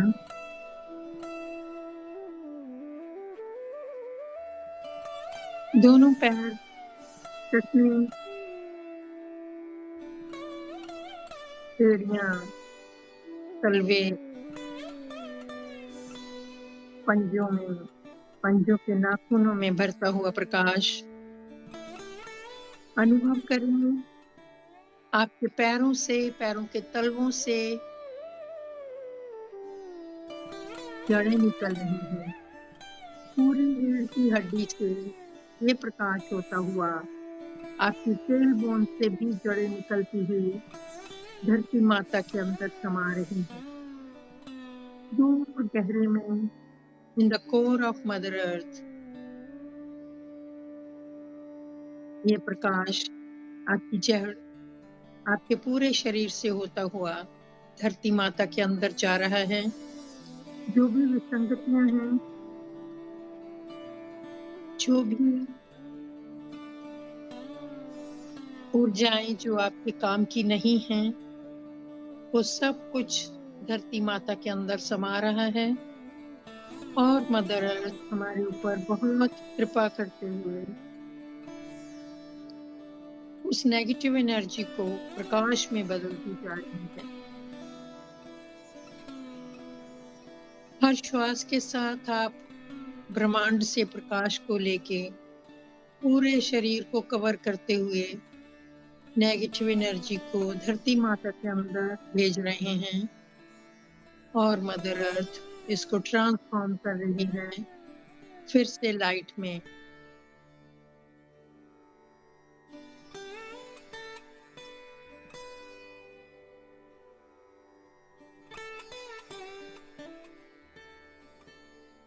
अनुभव करें ये प्रकाश हमारे शरीर के चारों तरफ एक गोल घेरा बना रहा है, हमें प्रोटेक्ट कर रहा है। देखिए फिर से शरीर को चित्रित है, स्थिर है, समर्पित है, शांत है और सुरक्षित है। इस गोल प्रकाश के घेरे में ये ऐसा सुरक्षा चक्र है जो ब्रह्मांडीय ऊर्जाओं के साथ आपके चारों तरफ निर्मित हो गया है।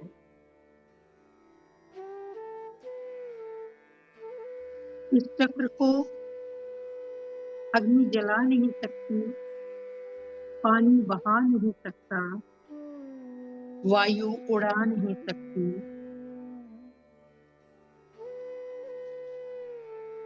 कोई शस्त्र इसको भेद नहीं सकता। एक ऐसा गहरा सुरक्षा चक्र जिससे सारी नेगेटिव एनर्जी बाहर जा रही है और ब्रह्मांडीय दिव्य ऊर्जा हमारे आसपास इस चक्र को और गहरा करती जा रही है। ये चक्र बढ़ता जा रहा है आपके पूरे घर में, हर एक घर के एक कोने को प्रकाशमय कर रहा है। आपके घर में, आपके ऑफिस में, आपके बिजनेस में भरता हुआ प्रकाश आपके पूरे परिवार में, आपके नियर एंड डियर्स सबके अंदर ये प्रकाश भरता जा रहा है। ये दिव्य प्रकाश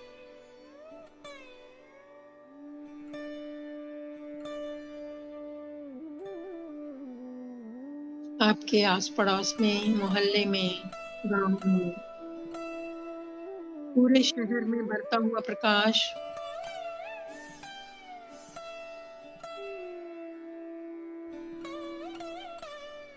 हर पल फैलता हुआ प्रकाश पूरे देश में, सभी देशों में और पूरी धरती में फैल गया है।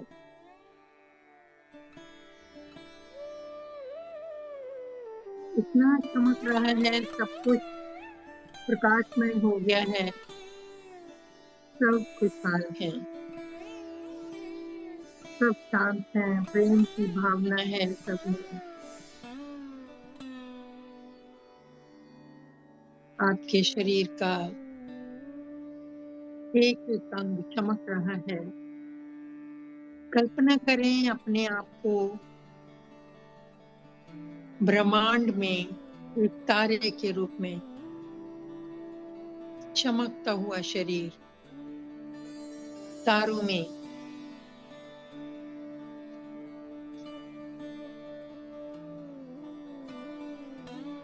दिव्य ऊर्जाओं के साथ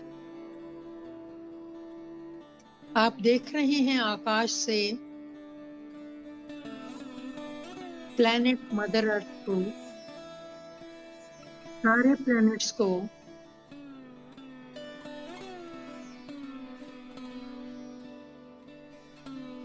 आकाश से एरियल व्यू ले रहे हैं मदर अर्थ का। पूरी दुनिया शांत है,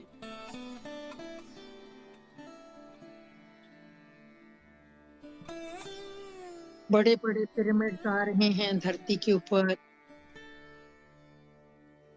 पूरी जनता ध्यान में लगी हुई है, दिव्य ऊर्जाएं चारों तरफ फैल रही हैं। पशु पक्षी सब छंद हैं।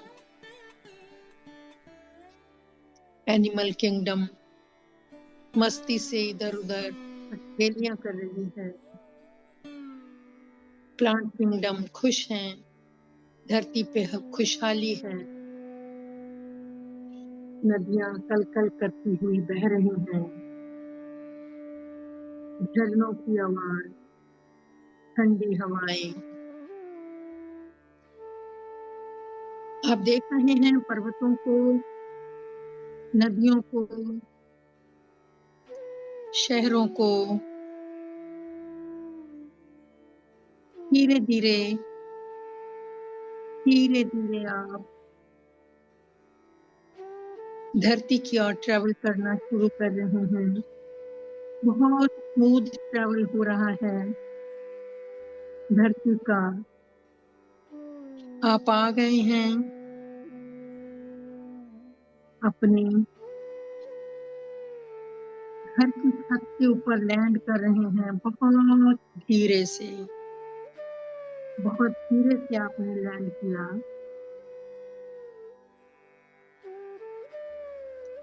जीने से उतरकर नीचे आए अपने घर में, मेन हाउस में। खाना बन रहा है, आप खुशबू को ले रहे हैं। परिवार के लोग बैठे हुए हैं, बातें कर रहे हैं।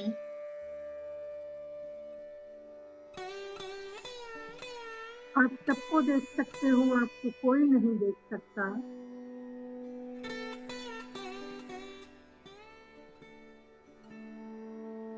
आप देख रहे हैं अपने आप को। ध्यान में बैठे हो। आपका शरीर स्थिर है, शांत है, सुरक्षित है। शरीर के चारों ओर एक दिव्य आभा है। मन शांत है। आप सो नहीं रहे हैं।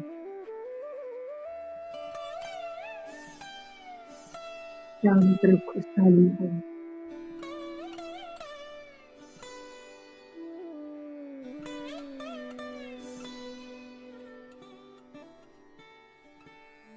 आती और जाती हुई श्वास का ध्यान करिए। आप पूरी तरह से सजग हैं।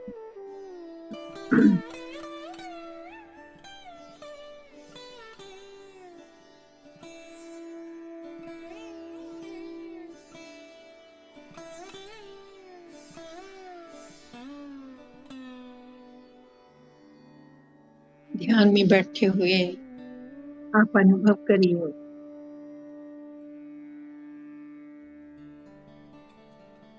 अपने पूरे शरीर को, एक एक सेल को देखिए। आपके हर एक सेल का एक शरीर है, एक आत्मा है, उसकी अपनी इंटेलिजेंस है, अपना दिमाग है।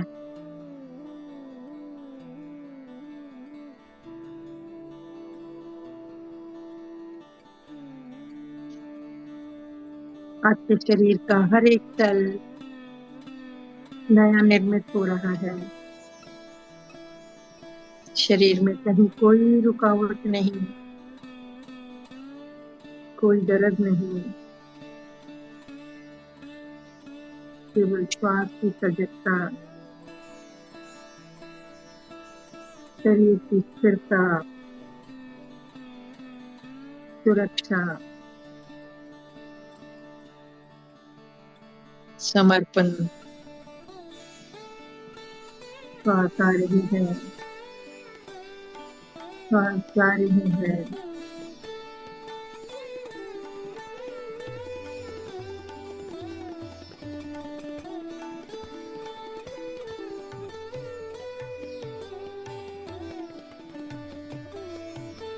ये सुंदर संगीत आपके शरीर के एक एक नस नाड़ी में बह रहा है।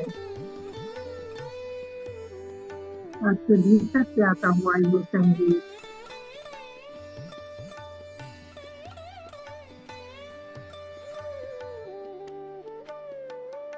आपकी हर श्वास के साथ आपको और शांत करता जा रहा है।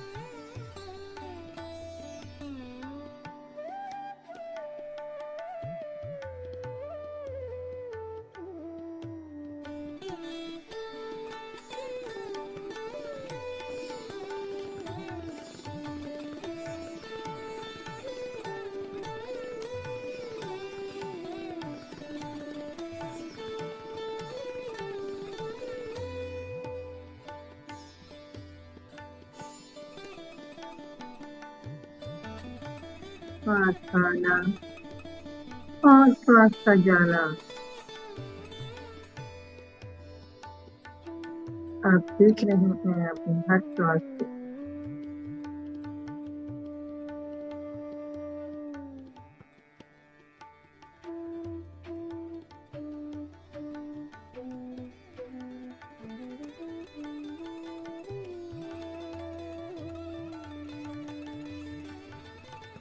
आपका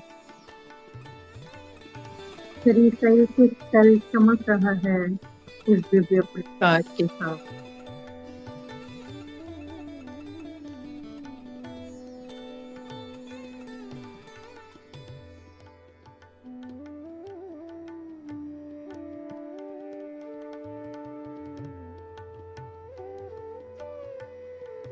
कुछ भी विचार नहीं।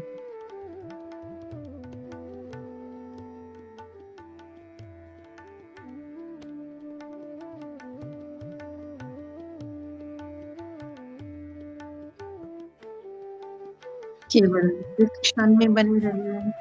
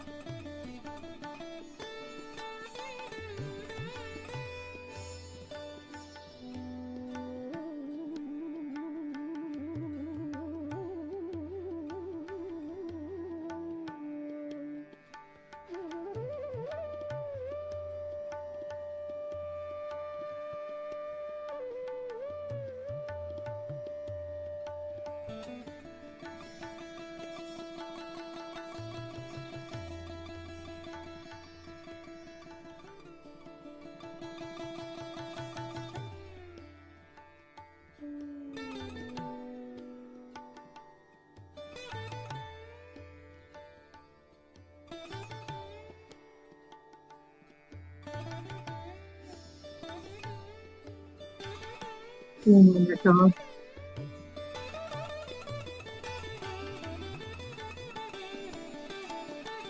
अपने आसपास के वातावरण के प्रति सजग हो जाइए। मात्र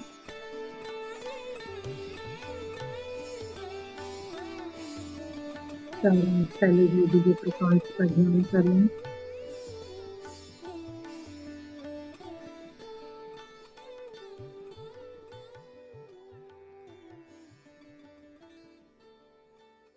जिन मास्टर्स का आवाहन किया था उन मास्टर्स को धन्यवाद करिए। अपने गाइड्स को, गार्जियन एंजल्स को, सिद्धों और संतों को, गुरुओं को, सप्तऋषियों को, सप्तऋषियों की पत्नियों को, सबको, ब्रह्मांडीय पिरामिडों को,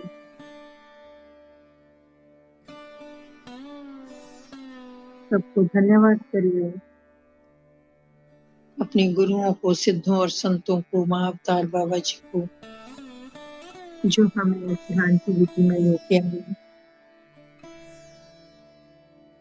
अपने माता पिता को धन्यवाद करिए।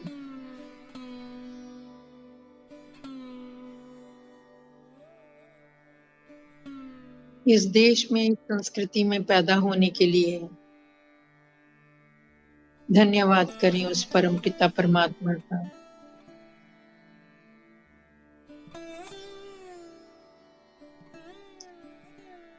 इस ग्रुप में सबको ब्लेस करिए, जो भी लोग इस ग्रुप के साथ जुड़े हुए हैं,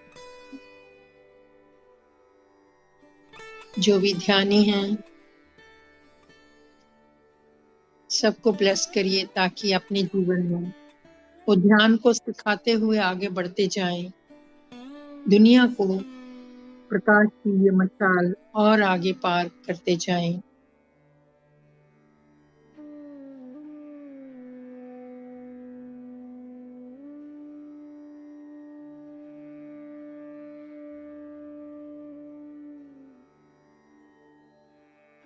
मदर अर्थ को धन्यवाद करिए, जो हमारे सारे दुखों को, हमारी सारी चिंताओं को प्रकाश में ट्रांसमिट कर देती है।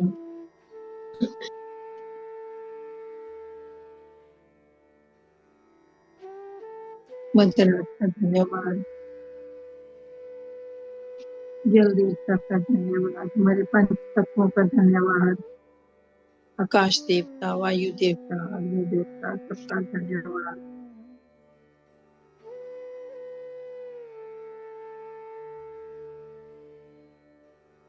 इस ग्रुप के एडमिन्स का धन्यवाद।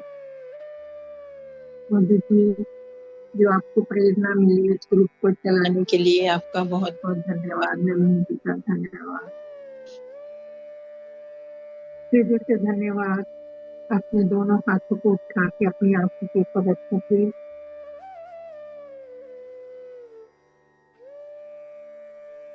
हाथों से आता हुआ प्रकाश आप अपनी आंखों में भेज रहे हैं। इस ऊर्जा को अनुभव करें। 5, 4, 3, 2, 1, 0। एक हल्की सी मुस्कुराहट के साथ अपनी आंखों को धीरे से बंद हाथों के अंदर खोल दीजिए। धन्यवाद, धन्यवाद, धन्यवाद सबका। अगर कोई त्रुटि हो तो मुझे क्षमा करें प्लीज। आपका सबका बहुत धन्यवाद। अपने आप को हक कर लीजिए, प्यार दीजिए अपनी बॉडी के एक एक अंग को, अपनी पीठ को, अपनी घुटनों को, अपनी एंकल्स को सहलाइए। इस शरीर रूपी मंदिर का भी धन्यवाद, धन्यवाद, धन्यवाद। Thank you very much. Thank you Madhu ji, thank you friends. जुड़ने के लिए आपका बहुत बहुत धन्यवाद। Thank you so much masters, thank you Deepta ji, बहुत बहुत धन्यवाद आप सबका।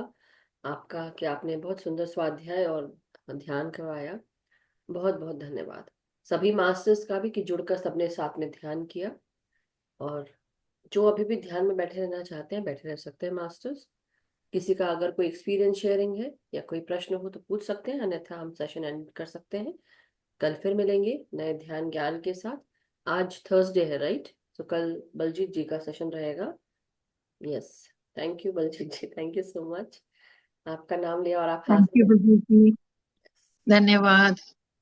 सभी मास्टर्स का थैंक यू सो मच। सबका धन्यवाद। मधु जी आपका धन्यवाद, जिन्होंने एक माला बना के सबको पिरो दिया, सारे मोती रूपी ये ध्यानियों को बिठाया उसमें। Thank you. Thank you so much.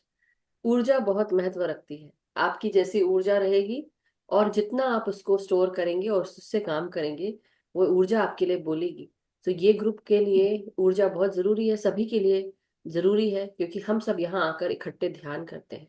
और हम सोचते हैं कि हम अकेले ध्यान कर रहे हैं, लेकिन एक्चुअली हमारे साथ हमारे मास्टर्स ध्यान कर रहे होते हैं, हमारे गाइड्स ध्यान कर रहे होते हैं, वो भी बैठे होते हैं और देख रहे होते हैं कि हमें सपोर्ट मिलता रहे।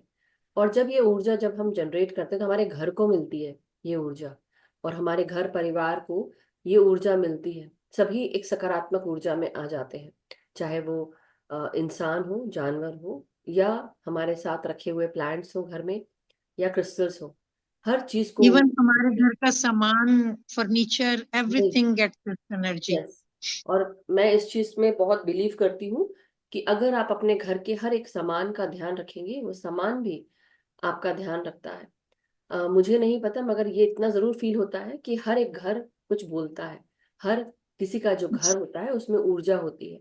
आप अपने घर की ऊर्जा को, अपने क्लोजेट्स को, अपने हर चीज को आप साफ सुथरा करें। जो डस्ट जमा हो जाती है वो कॉस्मिक डस्ट जैसे बोलते हैं बेसिकली, वो भी एक तरह से एनर्जेटिक डस्ट बोल सकते हैं। तो एक नेगेटिव एनर्जी की डस्ट होती है वो, इसलिए उसको साफ करते रहना चाहिए, घर को क्लीन करते रहना चाहिए।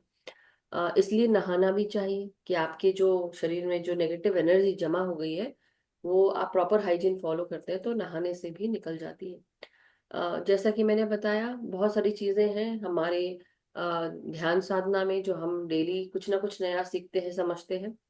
बताने का तात्पर्य सिर्फ यही है कि जितना आप अपने ऊपर काम करेंगे, आप अपने शरीर को, उस क्रिस्टलाइन बॉडी को आप डेवलप करते जाएंगे। और क्रिस्टलाइन बॉडी तब डेवलप सबसे अच्छे से होती है जब आप अपने अंदर की नकारात्मकताओं को आप दूर करना शुरू कर देते हैं, और ये अरिषद वर्गों के रूप में होती है, और साथ में एनर्जेटिक ब्लॉकेजेस, एनर्जेटिक ब्लॉकेजेस हमारे पास्ट लाइफ से भी जुड़े होते हैं।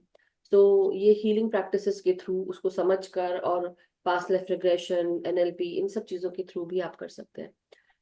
एनी हाउ, मैं अभी रिसेंटली जो मैंने आप सबको बताया भी था, मैं दोबारा बोल रही हूँ, क्योंकि I am going to start new classes from 1st of January, या आने वाला जो हफ्ता है उससे शुरू करूंगी, सैटरडे संडे। तो जिनको भी जुड़ना है मास्टर्स, वो पेड क्लासेस हैं, just letting you no. But हम बहुत कुछ सीखेंगे, नई नई चीजें सीखेंगे। तो जिनको भी सीखना हो मुझे, क्योंकि अभी भी लोग मुझे टेक्स्ट कर रहे हैं, मैसेज दे रहे हैं, इसलिए मैं बार बार और सभी को, कि क्लास जितनी बड़ी होगी जितना उतना अच्छा होगा, बिकॉज सबको वो ऊर्जा आप उसको गेन कर पाएंगे, और जल्दी जल्दी आप उस पर काम कर पाएंगे। डेफिनेटली कुछ थ्योरी रहेगी और कुछ प्रैक्टिस रहेगा, प्रैक्टिकल, सो दैट हम जो पढ़ रहे हैं उसको हम प्रैक्टिस कर रहे हैं, और वो सबसे बेहतर पढ़ाई होती है। सो जिनको भी करना है तो आप कर सकते हैं। मैंने कुछ तैयार किया है, मैं थोड़ा सा चंद चीजें बता देती हूँ जिनको अगर करना हो तो।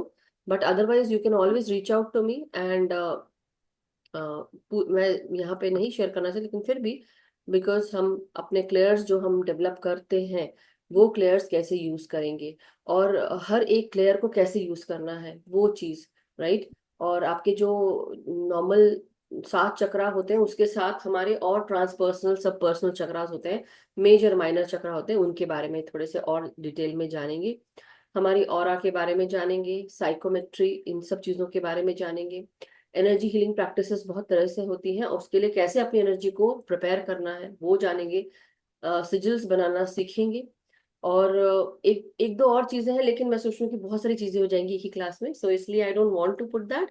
But still, if you are ready and available masters, available तो करना पड़ेगा आपको अगर सीखना है तो, उससे तो मैं इसमें आपकी मदद नहीं कर पाऊंगी। लेकिन जिसको सीखना है तो you can always text and message me, personal में डालें।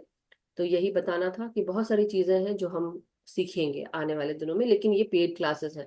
ये मैं अलग लेती हूँ, ध्यान के साथ नहीं लेती हूँ मास्टर्स। ओके, ध्यान का सेशन और उसकी जो ध्यान रहेगा वो अलग रहेगा, ये अलग है।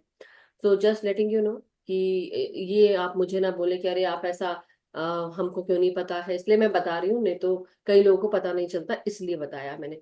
But please message me separately, text अलग करें। और ये जो सबको इन्फॉर्मेशन है ये जाएगी। सिजिल्स बनाना क्या होता है कि जैसे सपोज फॉर एग्जाम्पल, अगर आप कोई केस जीतना चाहते हैं और आपको परेशानी आ रही है, तो आप विन द केस करके उसका भी एक सिजल बना के आप उसके जो, जैसे होता है ना कि हम टैटू रूप में आप बना लेते हैं, तो वो भी आपको हेल्प करता है।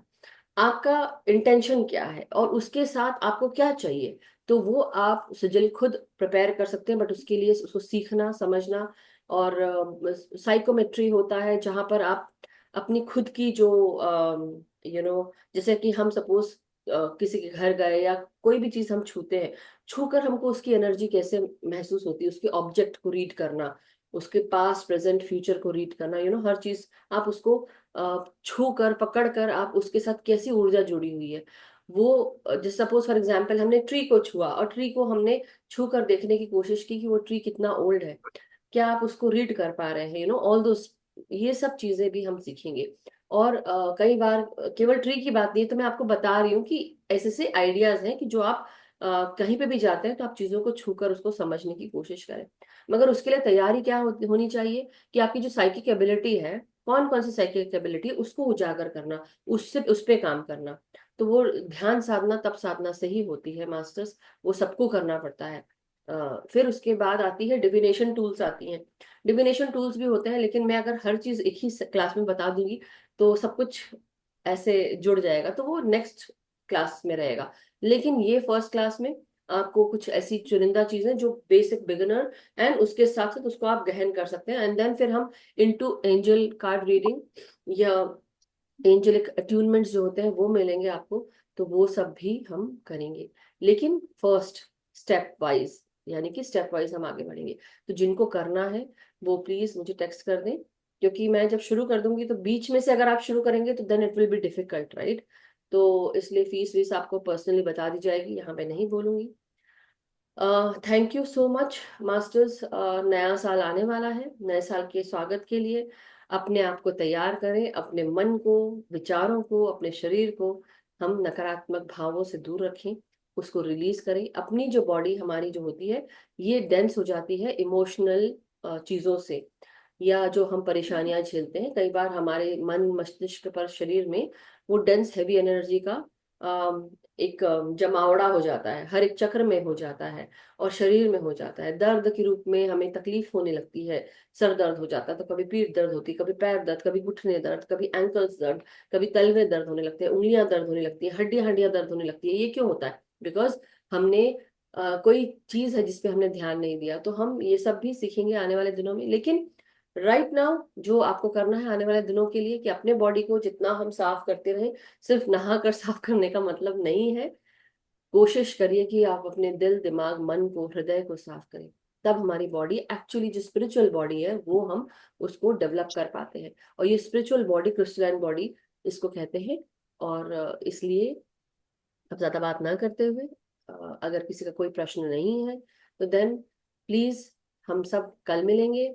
और कल बलजीत जी का सेशन है, तो हम गुरु उपदेश ज्ञान सरिता इसका हम सेशन लेंगे, क्योंकि इस बीच अभी ये फेस्टिवल पड़ा क्रिसमस का, तो हम नहीं कर पाए। सो कल हम इसको लेंगे और परसों अवनी मैम का सेशन रहेगा मास्टर्स। तो just letting you know, will meet with good energies, good sessions and great knowledge. तो आज का सेशन हम यही समाप्त करते हैं मास्टर्स। हम सब का भला हो, हम सब का मंगल हो, हम सब के साथ हमेशा अच्छा होता रहे।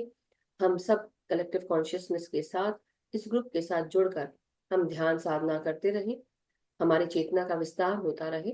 हम ध्यान, ज्ञान, प्रेम, प्रकाश, शांति के साथ जुड़े रहें। हमारे जीवन अबंडेंट है, प्रॉस्परस है और खुशी से भरा हुआ है। इसको हम याद रखें, समझें और इसी को महसूस करें। अपना ध्यान डेली, रोजाना करें अपने आप के साथ, और साथ ही साथ सभी के साथ सामूहिक ध्यान कर कर हम अपनी चेतना, ऊर्जाओं को विस्तार करें। सबको ध्यान सिखाएं, सबको जागृत करें। अपने भीतर का इनर वर्क हमें रोजाना करना है, इसलिए इस पे काम जरूर करना है। तो thank you so much masters, love you all, take care, stay blessed and stay vibrant. और गुड नाइट जो भी इंडिया से जुड़े हैं, यहाँ के लोगों को good day. Enjoy your day, masters. Thank you so much. Thank you. Thank you very much. Thank you, masters. Thank you.